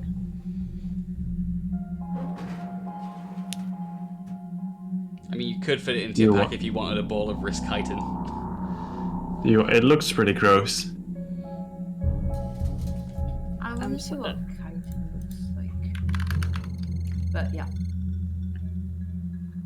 Even if I did want to take it with me, I've got no space in my backpack after the duvet incident. I'll take it. I've been giving gifts to many people this last. All right, day. you've got you've got a football-sized piece of wrist chitin. You're not sure what uses it might have, but it's maybe something you can do something with later. You can always give it to you can always give it to Sharid. That's what I was gonna do.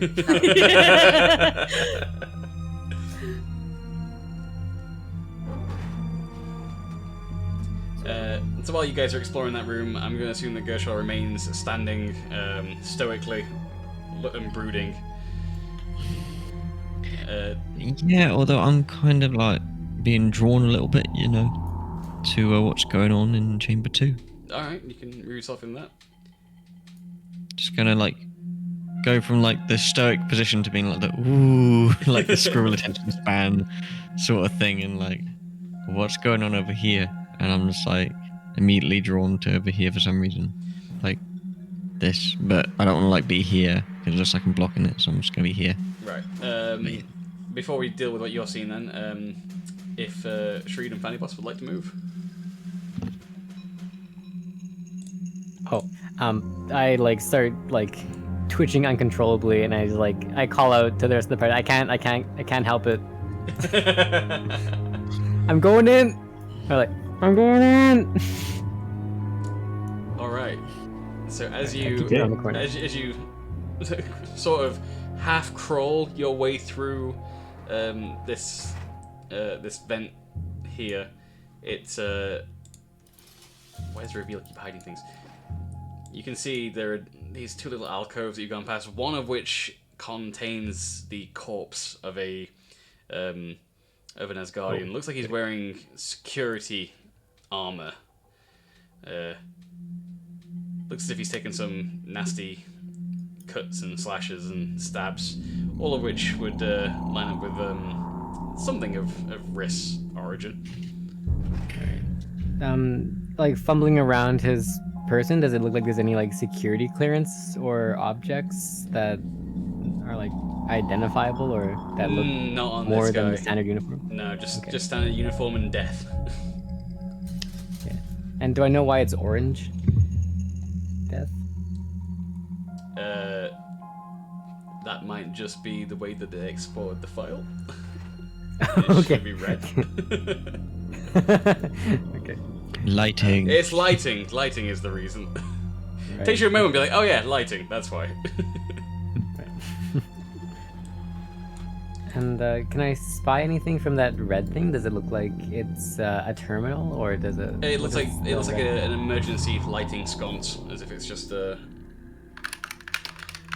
You think possibly at a guess, maybe that some of these vents have got emergency lighting in there for the purpose of maintenance to allow you to actually see. Okay. And I'll, yeah, that's all. I'll allow you to use extra movement just to get to the end of to get to that T-junction there. Okay, I'm curious, yeah. Yeah. Just to save you movement later. But you see this. At the end of this junction appears to be a vent cover that is completely sealed closed. I see. Based off of my knowledge so far, does it look like I could unhinge it and look at the other side? It looks rather secure. It's from what you've seen of the other entryways, if this is the same as the others, it's probably about a foot of metal that will slide into place to cover it. You think you could maybe, if you got close to it, see through some of the actual like slats in the cover, because it is of course a ventilation shaft, but you're not sure you'd be able to move it like manually. Okay. I'll wait till next turn. Cool. And Fanny Boss, you've moved further up into the corridor. Where are you planning to head? I would go shores. Or I'll completely allow you to move up to that chamber then. Cool. You're a bit closer, Fanny Balls. into Kershaw. Hold on. There we go. I mean, you're kind of looking exactly right. I'll kind of look now, Fanny Balls. Right, so while the others are sort of exploring and investigating Chamber 1, the two of you now step into Chamber 2, and you can see there is a terminal on the side of the room. Just behind Fanny Boss, it looks like a metal gurney with various tools attached to it. It looks clean though, and to the bottom of the room you can see that there is another large chamber, this time with something floating in it, and sort of flanking either side of this by the control panel are two smaller tubes, or tanks, if you will, full of green liquid, and you can see as you approach, this one's not like the ones further up upstairs, you can see directly into these tubes, and you can see that there are two human male bodies suspended in this green goo. I'm gonna go up and have a look at one of them, see what's going on with it. Okay, as you approach it and it sort of floats and spins in, suspended in this tank, you can see that this looks to be another Gershaw.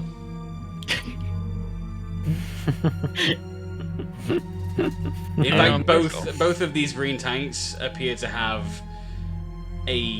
another U in them. Although both of these particular specimens are incomplete. It looks to be just a torso and a head for both of them. They're missing limbs. It doesn't look like they were like torn apart or anything. It looks as if they were never had any extremities. I'm kind of getting freaked out a little. You can see in the bottom tank, labeled Specimen 2, a partially complete, partially constructed Riss Slayer hybrid. It's maybe only a head, a torso, and a tail at this point, although it looks as if there are particulates floating around, slowly adhering themselves as it sort of builds outwards. This doesn't look like a complete specimen at all. In fact, it might have been something that could have been possibly grown, regrown, taken apart, and experimented on. None of the three subjects in any of these tanks that you've seen so far have been conscious. This is just something else. Fanny Balls, do you ever find U's around a weird facility, place, area thing, underground, that is really far away from anywhere that you've ever known? And yeah, it just seems like they're making like copies of you and playing with them. No. Well, yeah, that's kind of what I'm going for right now. I mean, like, I don't know what I did to the Asgardians, but they seem like dicks. Well, that's that. Those are two me's. Yeah. That's weird. And do you know what's even more weird? The fact that I now actually have to write a fucking accords for the floor. The terminal in the room is also active. I'm just gonna go over and look at the shiny box What on if the we wall. facilitate onto the roof and then you won't need to share as much of the floor? I'll allow it. Well- You are able to, for a short amount of time, walk on the ceiling of this room, Fanny Boss. Yes. So as you head over to look at the console, it appears to be in common and is also another experimentation log. Okay, it takes me a little bit of time, but I'm assuming I can read it. Yeah, I'm going to assume that Fanny Boss is also there to read it and absorb this information, so I'll just narrate it to the both of you. This experimentation log appears to be focused on Specimen 2, which was a further attempt at combining humanoid DNA with the RIS, with different methods, although you won't, until you've met up with the team at this point, you won't know that there's two different kinds of experimentation going on. The personalized notes from the researcher that was using this chamber do point out that the biomass used in experiments is automatically fed from the above floors. To optimize the process, we will no longer be manually accepting biomass. Whatever is fed through the filters is fed through the filters. The experiments can continue running. Huh. That kind of makes sense, I guess.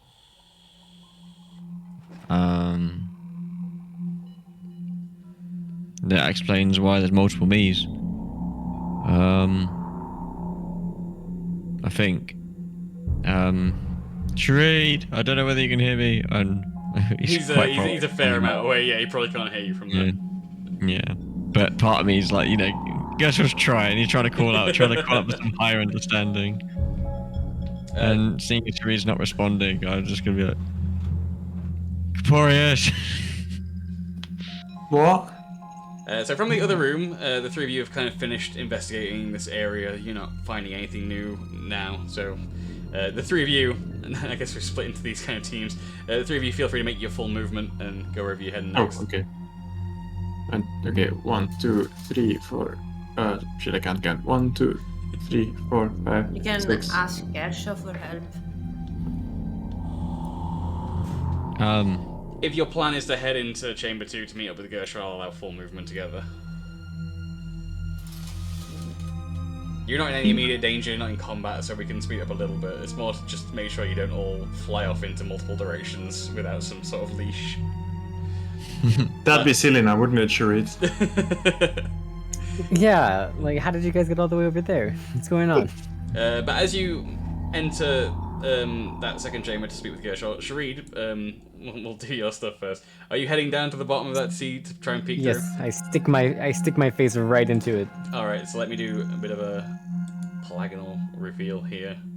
So you won't be able to see the entire room, but you will be able to see some past it.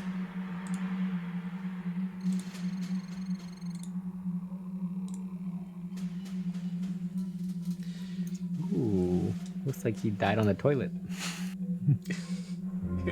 It's a chair. I mean, same thing, right? Technically, yeah, sure, why not? So sort of peering through this vent, you can see into this room here. Obviously, one of the first things you spot is this corpse of another Asgardian, also clad in similar security garb to the one you saw in the vent. The door to this room on the other side appears to be wide open. Okay. You can't see much as you try and angle to get a better look in the room. What you can see is there is some sort of terminal on a table in front of you, and you can't quite make out the words. But it looks like the screen is flashing with some sort of notification. But you're just a bit far away from being able to clearly read this. And it may also be an Asgardian. You can't tell from this distance. Does it look a danger notification? Like, are there scary colors or happy colors? It seems to be flashing in red. Okay. Scary colors. Yeah, I'm tempted. Like, so I have gaseous form. I'm tempted. I don't like. On one hand, I don't want to see the party. On the other hand, I kind of want to see the room. What do you guys think? Go for it. I think.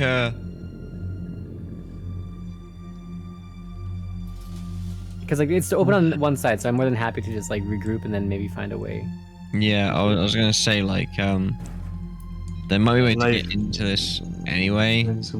You're not gonna break the setup for the game by going gaseous form to do this, so I will allow it. I'm not gonna stop you from doing this. You can do it. It's not the way I'd imagine it going down, but it's. Is it 'cause But I can Is it see with there you? being something like I don't know, a roll for initiative potentially around the corner. I mean, I did figure at some point that Shreeb was gonna sequence break my plan, so. is it because you can't fit in the thing in the vent? Yeah, there's only like small air holes, but if you're gas, then you are small air. Oh. Yeah, if you're gas, then you are that thing that the ventilation is there to actually move around. Although I am kind of concerned that like gas detected and like a Hoover is gonna appear from the ceiling and like pull me away like the amber in the leaves. Meanwhile, I'm smoking and I'm like, "Where's the pipe gone now?" And you're like,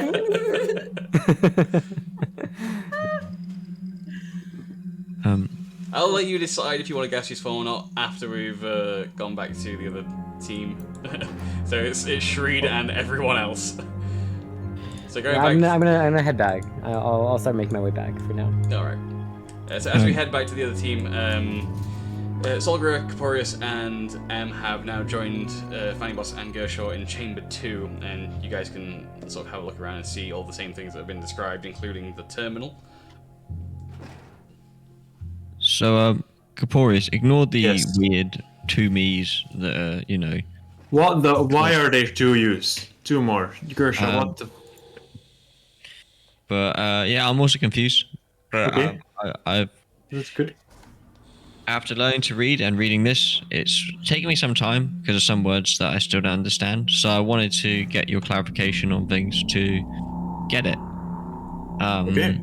And that is if it's basically saying that basically things are running by themselves, and that if something goes into the machine like from the top, then like, you know, from the top up levels, then then it's going to be carried down and used in the experiments automatically. So, Caporius, you have become quite familiar now with the terminals, and it takes you very little effort to sort of navigate deeper into this experimentation log and look at into all the features of the terminal, and you find a sort of rudimentary diagram displaying multiple floors and showing you all the way up to level 4 and 5, the way in which various biomass is deconstructed and then reconstructed here through the pipeline from the upper floors, and it is actually operating currently on an automatic basis. It doesn't say Gershaw by name, but it says a sequence of numbers and strings, and gives a few images taken, recorded from the other levels, showing various Gershaws in various levels of completeness and in creation, and the process through which they are piped as biomass into this room, along with a secondary pipe filled with the Zigu into that final chamber. And you can see that the status is reading that it's a ongoing automatic process, and that this experiment has been eliminated or exterminated multiple times and reset as it did not meet viable parameters. It doesn't tell you what these viable parameters are or what its end game is, just that it is constantly disposing of its product and attempting it all over again with new biomass. You can see the listings next to the current green tubes as specimens 1601 and 1602. those are different numbers. Do we think that perhaps the old Gershaw ended up in here then? What do you mean the old Gershel? You know, the old dude that got flushed down the pipe by random chance. Oh, that one. Oh, Random chance, yes. I have no idea what happened to him. I remember just seeing him just go bye-bye and flipping me the Well, bird. because it says here that stuff from upstairs gets sent here for processing, if you will. I was afraid Maybe? more to when I was operated upon because you know my anti-verification and they cut chunks off me and those Right. chunks came down here and that's how my biomass got into the system or whatever it is. I mean, that's certainly an option. That could certainly be possible. So you mean- think that's why there's a lot of you, because there's bits of you that were cut. That's what I'm hoping. What if you come from here? Gersha, who gave you the name Gersha? You don't I remember cannot anything, remember. but you remember your name, or someone just Yeah, randomly told I you remember that my and name. assumed it was I your remember name. a brief history about stuff, you know. You know, I don't really remember much, but I was in the military for some time, you know, and that was a bit fun. And you Not were really. already, It kind of sucked. and you were already Gersha. Yeah, I was Gershel with them, and Have you been Gersha all along? yeah, I've been Gershel for as long as I can remember. You Oh, can you remember? That's what I'm saying. I'm trying to go through that bit, but we're going around in circles here. But basically, just to put a bit of a fine line on it. I didn't really like military business because I didn't like the idea of being told what to do by people who seemed dumb, who were telling me to kill like farmers and stuff under the guise of something else. I didn't like that.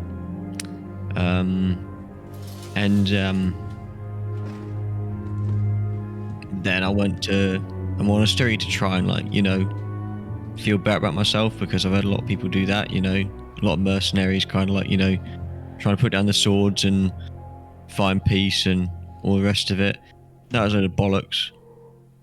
I just didn't get it. And then that's when I had a call for John being like, "Oi, I want to do this thing." Well, on a poster, I assume, or something. I can't remember I can't remember how I got here, to be honest.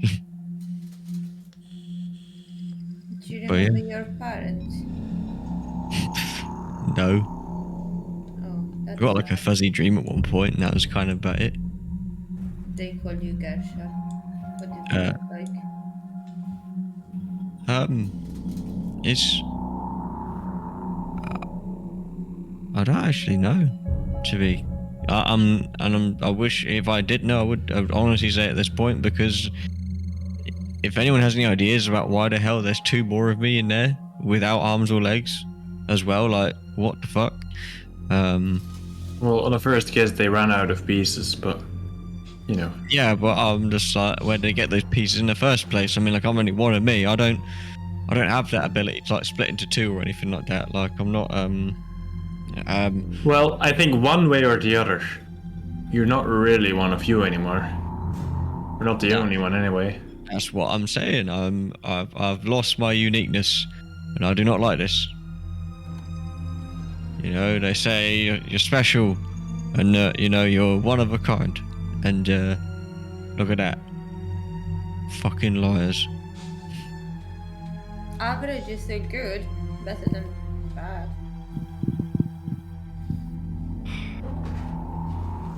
Right.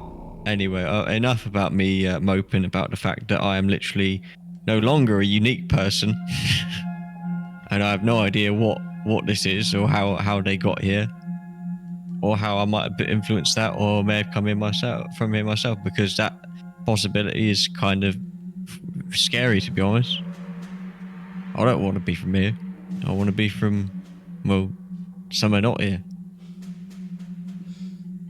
Well, let's find out. One way or the other. Pretty cool. Tell that to the me that's screaming upstairs in the tube in constant pain. You know, I have a feeling there's I kind of doubt that these people can make crustaceans. You know, like they can make human Gershaws, but I don't think they can replicate the crustacean part. Yeah, but that still begs the question: where did they No, get the it meat? raises the question. It doesn't beg the question. Oh, God. I'm learning. I'm learning. God damn it! But thank you for teaching me. If you did not correct me, I would never learn. But yeah, I think you can still be unique because you're the only half crustacean. The other ones are probably mostly human. Or others. That's true. Not heavy, but mean, not crustacean. Just a thought though. Are those machines like feeding that machine, like pointing towards the, you know, like look like the green ones? Like the tube is like connected to the wrist Yes, machine. it looks like the tubes from the green tanks are feeding into the larger tank at the back. So they're making a wrist shore. Do you think these are the failed subjects that they're recycling into something bigger? Maybe, but the fact that they're making a wrist out of me's is a bit concerning. I don't like that. I'll tell you, I'll feel a lot better about this if we see some fan art. Just a wrist with Gershwin's face. Just like, man. I thought you were making a joke about like a rickshaw and like just like a like a rideable Gershaw.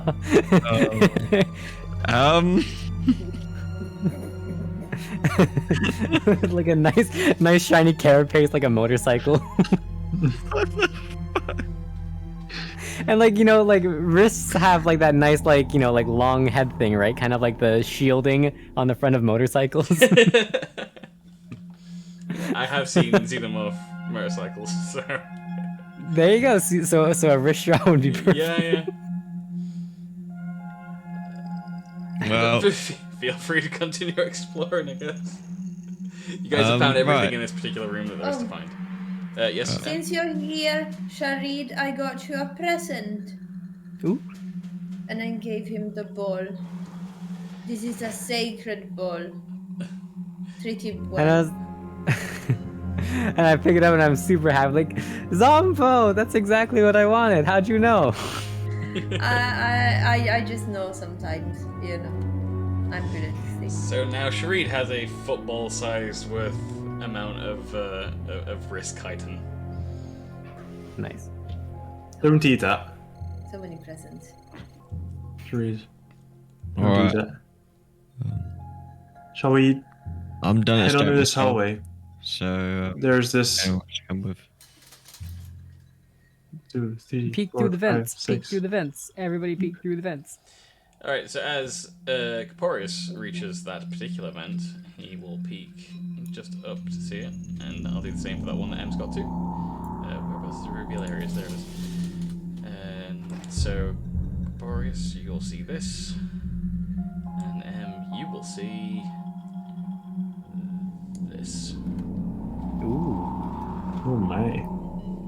That's wrong. that's a big one. Are these things safe? Don't know. I started laughing. It's like What are you laughing about, you weird bird? What are you What? oh, there's a couple of dead bodies in my vent when I went there. Your event? Mine. It belongs to me. What? Wait, you claiming I- vents now? Is it one of I'm your claiming the children? vents. Not my children, but it's mine. Okay. Anyway, mine had a dead body in it. Okay, I might head up and have a quick gander around the corner. Also, I just discovered if you click both left and right, you can move and have the arrow at the same time. Holy shit. Oh, If I do that, it ruins my whole screen. Yeah, no, mine doesn't. Oh, God. Mine is like a LSD. Nope, mine is ruined. there's a bit of both, it's interesting. I'm just gonna keep going for a bit. Ooh.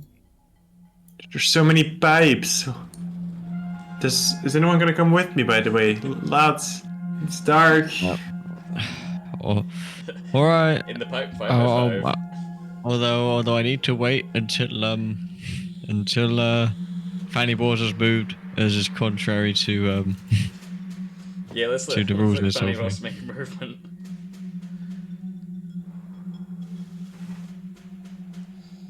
I should point out as well, Caporius and Gershel, you're close enough to Chamber 3 to see that the entrance to it is rusted over and it appears to be sealed.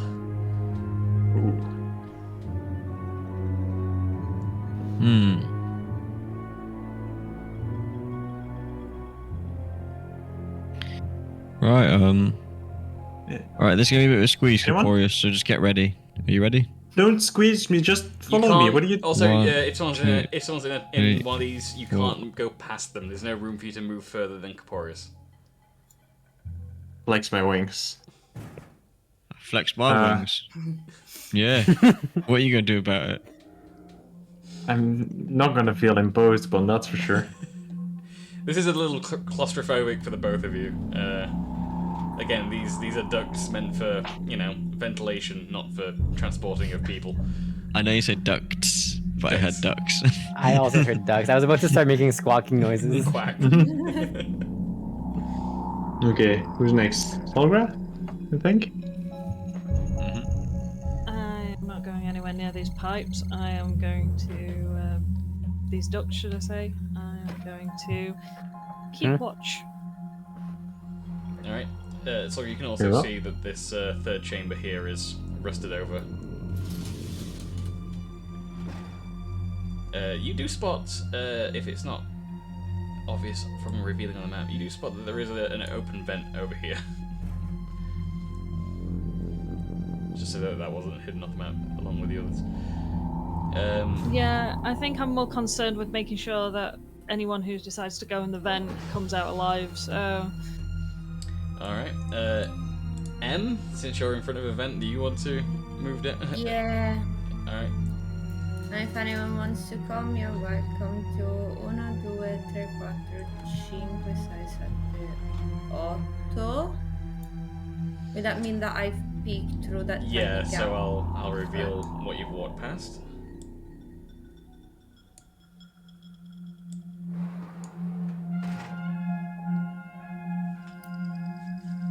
That was revealing, right? That's not been hiding. Yeah, that's revealing. So difficult to see when you're a DM, it doesn't show you very well what's hidden and what's not. Alright, Shreed? I'm gonna go over and check these boxes. Alright. As you check the boxes, you find that inside these boxes are a number of interesting vials of various liquids of various viscosities. All of them labelled in Asgardian. You don't know what any of these are. How many of each are there? Like, how many of these can I take with me? So in just one crate, you find 3 red vials, 3 blue vials, and 3 green vials. In the other crate, you find 5 black vials. Okay, I'm gonna close the lid on the black vial crate.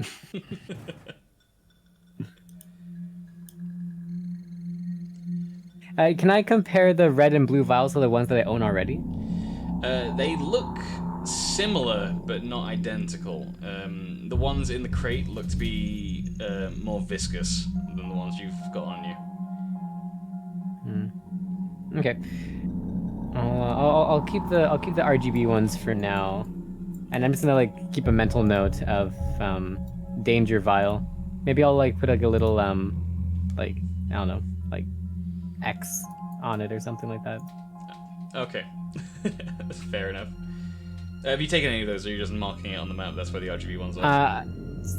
I'm gonna take the RGB ones, but I'm marking the X on the danger one. Right. Okay. Cool. So you've got 3 of each of the more viscous RGB vials. Yeah. Fanny Boss, what are you up to?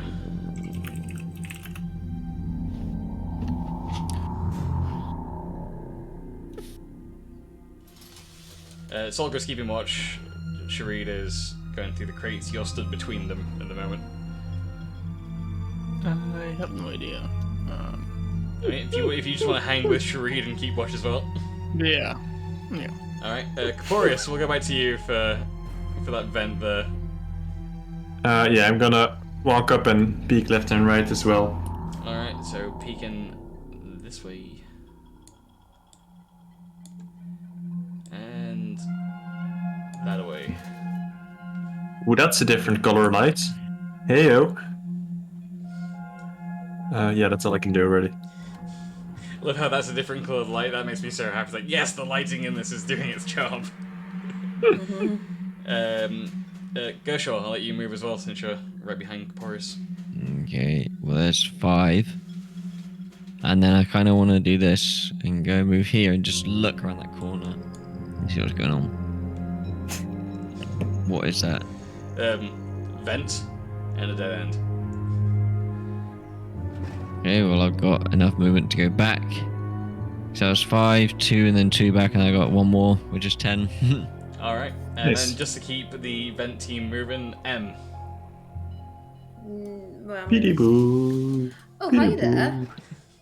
You sort of look to your left and see Caporius wings being like pushed in by the by the vent system. What? I do a bit of dance to show that I've got plenty of room to move around and go. Come here often? I think he does. Who you with? Oh, sorry, hang on. Lifts the wing. You just see Gershaw behind the wing. I guess. Hello. Okay, I'm gonna walk. Well, is that an end to my right? I can't tell if that's the end of the. Oh, and there's some more ones. It goes Okay, I'm gonna go 1, 2, 3. Peek through this one. So peeking through this one, and you see this. Oh my god. And I wonder if this. Okay. Yeah, I'm just gonna go here and see what's up here. Lovely. That's me. Alright. Let's all go find about Shareed as a group there. Are you guys doing anything else? I'm gonna go peek to the vent at the corner, or make my way there eventually. Alright, as they're moving, I'll let you move all the way to that vent if you want. For some reason, like look through that door. You can't And look then through I it, look it's through that. sealed completely shut. And it's covered over in Well. rust. Okay, vent it is. Alright, look at this vent.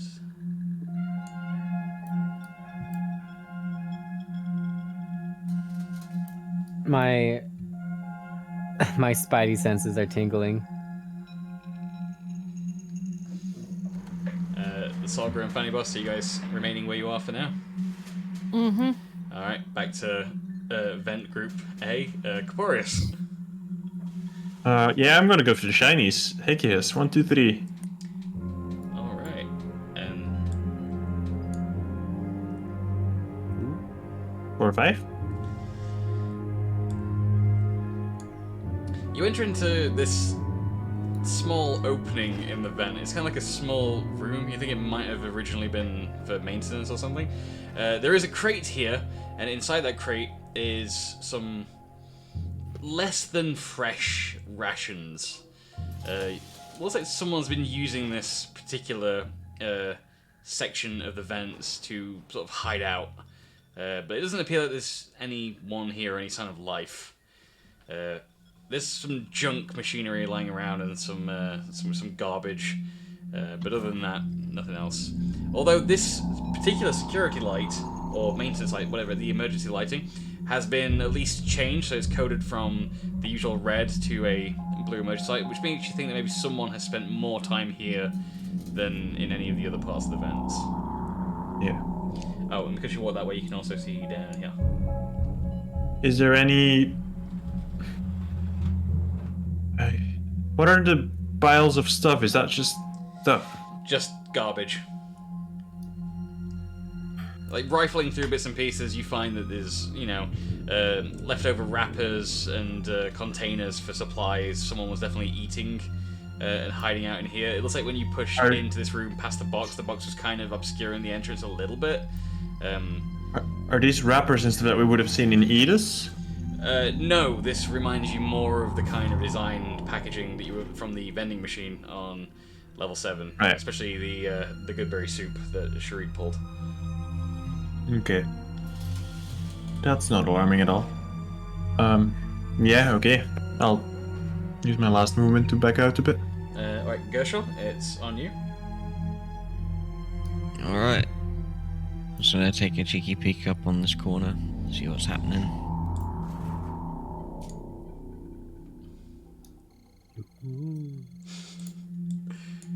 And let me do a little bit of a polygonal reveal here. You can kind of see partially into this room. You can't really make much out from where you stood there, but the vent does appear to be open. Ooh. That looks like a Windows reflection. Yeah. Super cool. Go. I want to know what's in there. I'm gonna be very quiet about this because I'm scared. So, what can I do to make this a bit better? Oh, I know what I can do. I can do the bullshit of key. I'm gonna spend a key point to use visage. Okay, ask yourself. Hard work. Yeah. Hey, I've been working today. I'm tired. So That's fair. Moving into this room then? I only moved here, and I'm gonna see what I can see with my 120 foot of fucking vision of like seeing through bullshit.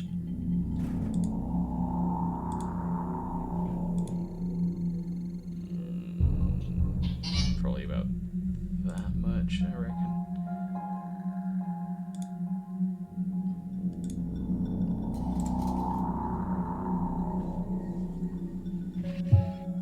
Fancy.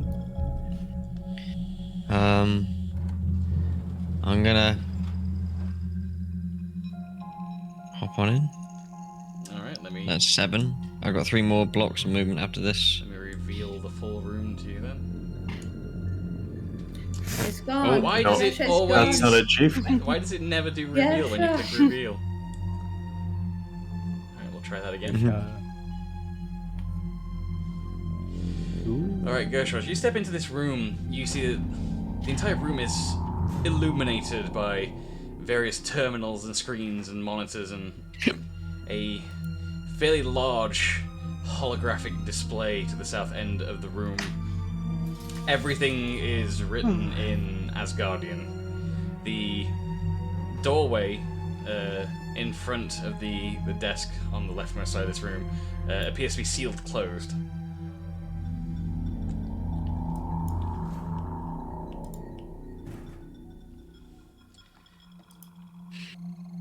I'm gonna shout through the vents a second. Hey guys, if you can hear me through the vents, hope it's really echoey and stuff so you can. If so, but I found something really, really cool / really, really scary, and I would appreciate you all to come and have a look at this because it seems like there's a lot. Just follow the sounds of my voice. If I can hear that The all. sounds of my voice. Well, I mean, I'm close enough. I'll definitely hear that. Oh yeah. Do the rest of us outside hear Yep. that? Do all the evil baddies that are hidden just off camera hear that? Maybe. Are they following the sound of his voice?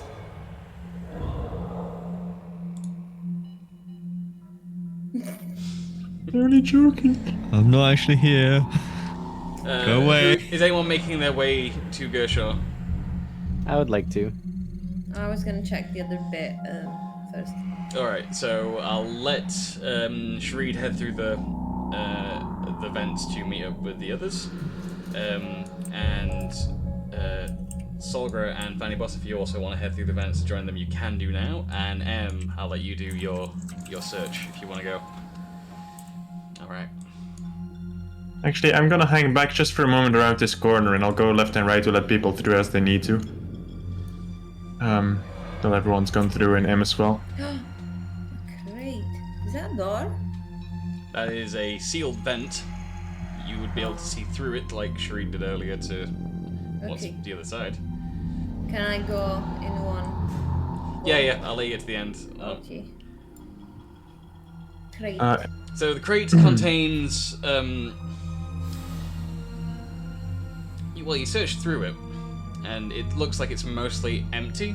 You think maybe it was put here as a sort of barricade between the vents and the seal that's in front of you there. Although, quite luckily, searching into the crate, as you, is your instinct, you find a interesting looking projectile.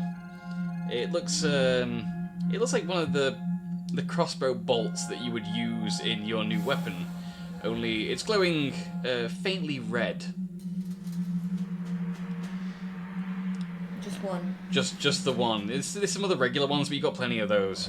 But you find the place on top is one that's kind of glowing red, and when you get around to it, we can either. I'll tell you up front. So you kind of identify it pretty quickly. You become quite knowledgeable about some magic thanks to your party members, and also in terms of knowing ammunition. And you think that this may be, you're not 100% sure, but this bolt is either currently empowered with Fireball or Firebolt. You're not sure the power of this particular projectile that you found. Okay, well, I'll take that. Alright. And anything through the vent? Alright, peering through the vent. Let me do a bit of a polygonal reveal here as well. The most you could see is probably going to be about this much through that vent. Oh. Okay. Okay. Well, I'll go and join the others then. Because the vent is the one that only air goes through, right? Yeah. Okay. At this point, I will have, for about a minute or so, maybe a bit less, but I will have started a ritual to cast an alarm spell on this tile that I'm standing on right now. Alright. It'll take about 10 minutes because it's a ritual, so I'll have to stick around for a bit while the party investigate this room. Alright, cool. But I wanna totally do that. Can I go through, Yeah. or am I gonna trigger that? No, you're fine. I'll kind of scooch over. Thank you. Just don't step on my drawings. Alright. So we're coming up to the close of this episode here, so for now I'll let you guys have a quick look around this room and inspect things. There will be more information next session as well for you to go through. The important thing you find is, while examining different consoles and having them slowly switch over to read in common, one of the main system consoles shows the status of various levels of locks in this floor.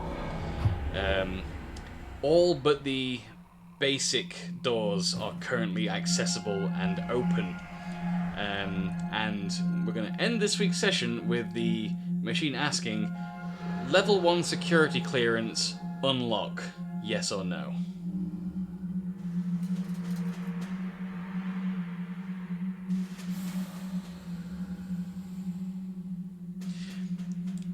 Are we supposed to answer that today, or is that the answer? I thought you guys might jump on an answer straight away, but it was more fun to just watch you guys be like, oh shit. Well, the out of character long and short of it is, it's going to be, do we want answers? If so, yes. If so, then fight loads of shit. Take a few minutes to look around. Cough, I need a few more minutes for my alarm. before you go pressing any buttons. Yeah. Alright, so we're going to end this week's session with you guys having found this this operations room here on level 10 of Cold Forge. You have managed to find your way into 2 of presumably 6 chambers that make up about half of this floor. And you found some of the basic bits and pieces. So you actually did a fair amount more than I thought you'd do today. But I think we kept rolling a bit longer just because I wanted to see what you guys were able to find. So yeah, that'll do it for this week's session. There's no major cliffhanger this week because this entire floor is like padded out so that all the major surprises come towards the end. But thanks everybody for joining us. Let me switch right to the big. It's very exciting. So, yeah, thanks for joining. We've been joined by Thurfric Capo playing Caporius. We've also been joined by Violin Solo playing M. And of course, we've been joined by Kitesroom playing Sharid. We've been joined by Russell_the Dude playing Fanny Boss. We were joined by Guitar CR playing Gershaw. And of course, we're joined by Schliefidi playing Solgra. Now, can everyone join me in wishing a very happy birthday to Capo? You thought that I forgot. Hey, happy birthday, Capo. Alright. Shall we do this in the most Nevin way possible? Yes. Let's sing. Everyone sing happy birthday with Discord lag. Oh no. Wait. Ready? I'm ready. And a 1, 2, 3. Happy birthday to you. Happy birthday to you. Happy Happy birthday birthday, dear Capo. Happy birthday to you. Hey. Happy birthday to you. Thank you. Thank you. You didn't think we were going to let you get away with it, did you? You should check behind the door anyway. No, he's right there. I see him. No more traumatizing. Oi, oi. Anyway, that's all we Thank you, have time guys. for this week. Thanks for joining us. Everyone, make sure to go over to Thurfric Capo and subscribe because it's his birthday, and that's the rules. I don't make the rules; we just enforce them. That's right. Yeah. I have been born. Now you give me money. Yeah, give him your money. And as always, we'll be back next Wednesday to continue the Ebon Death with episode 41. And if you want more D&D before that, then come and join us over on Kitesroom's channel on Sunday night for the campaign as it's called, and probably other things in between. Who knows? I can't remember what any of the schedules are anymore. But we're around doing cool things, so come and hang out with us as usual. But until next time, we're all gonna crash and go to bed. So bye-bye. Bye. Bye. Bye.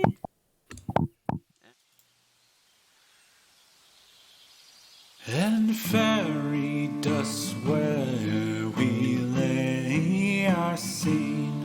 Our hero lusts after a dragon-esque queen. He's neither vegan nor vegetarian. The people call him the phallic barbarian. And while his great powers cannot be ignored, well, they're not contingent on his ability to, brandish his sword. And so he embarks on the most thrilling quest to solve quite a big problem, it must be confessed. But that's not as it seems. In fact, it's beyond his wildest dreams. He expects to be met with a cure for his dick, but lo and behold, he finds out it's a trick. In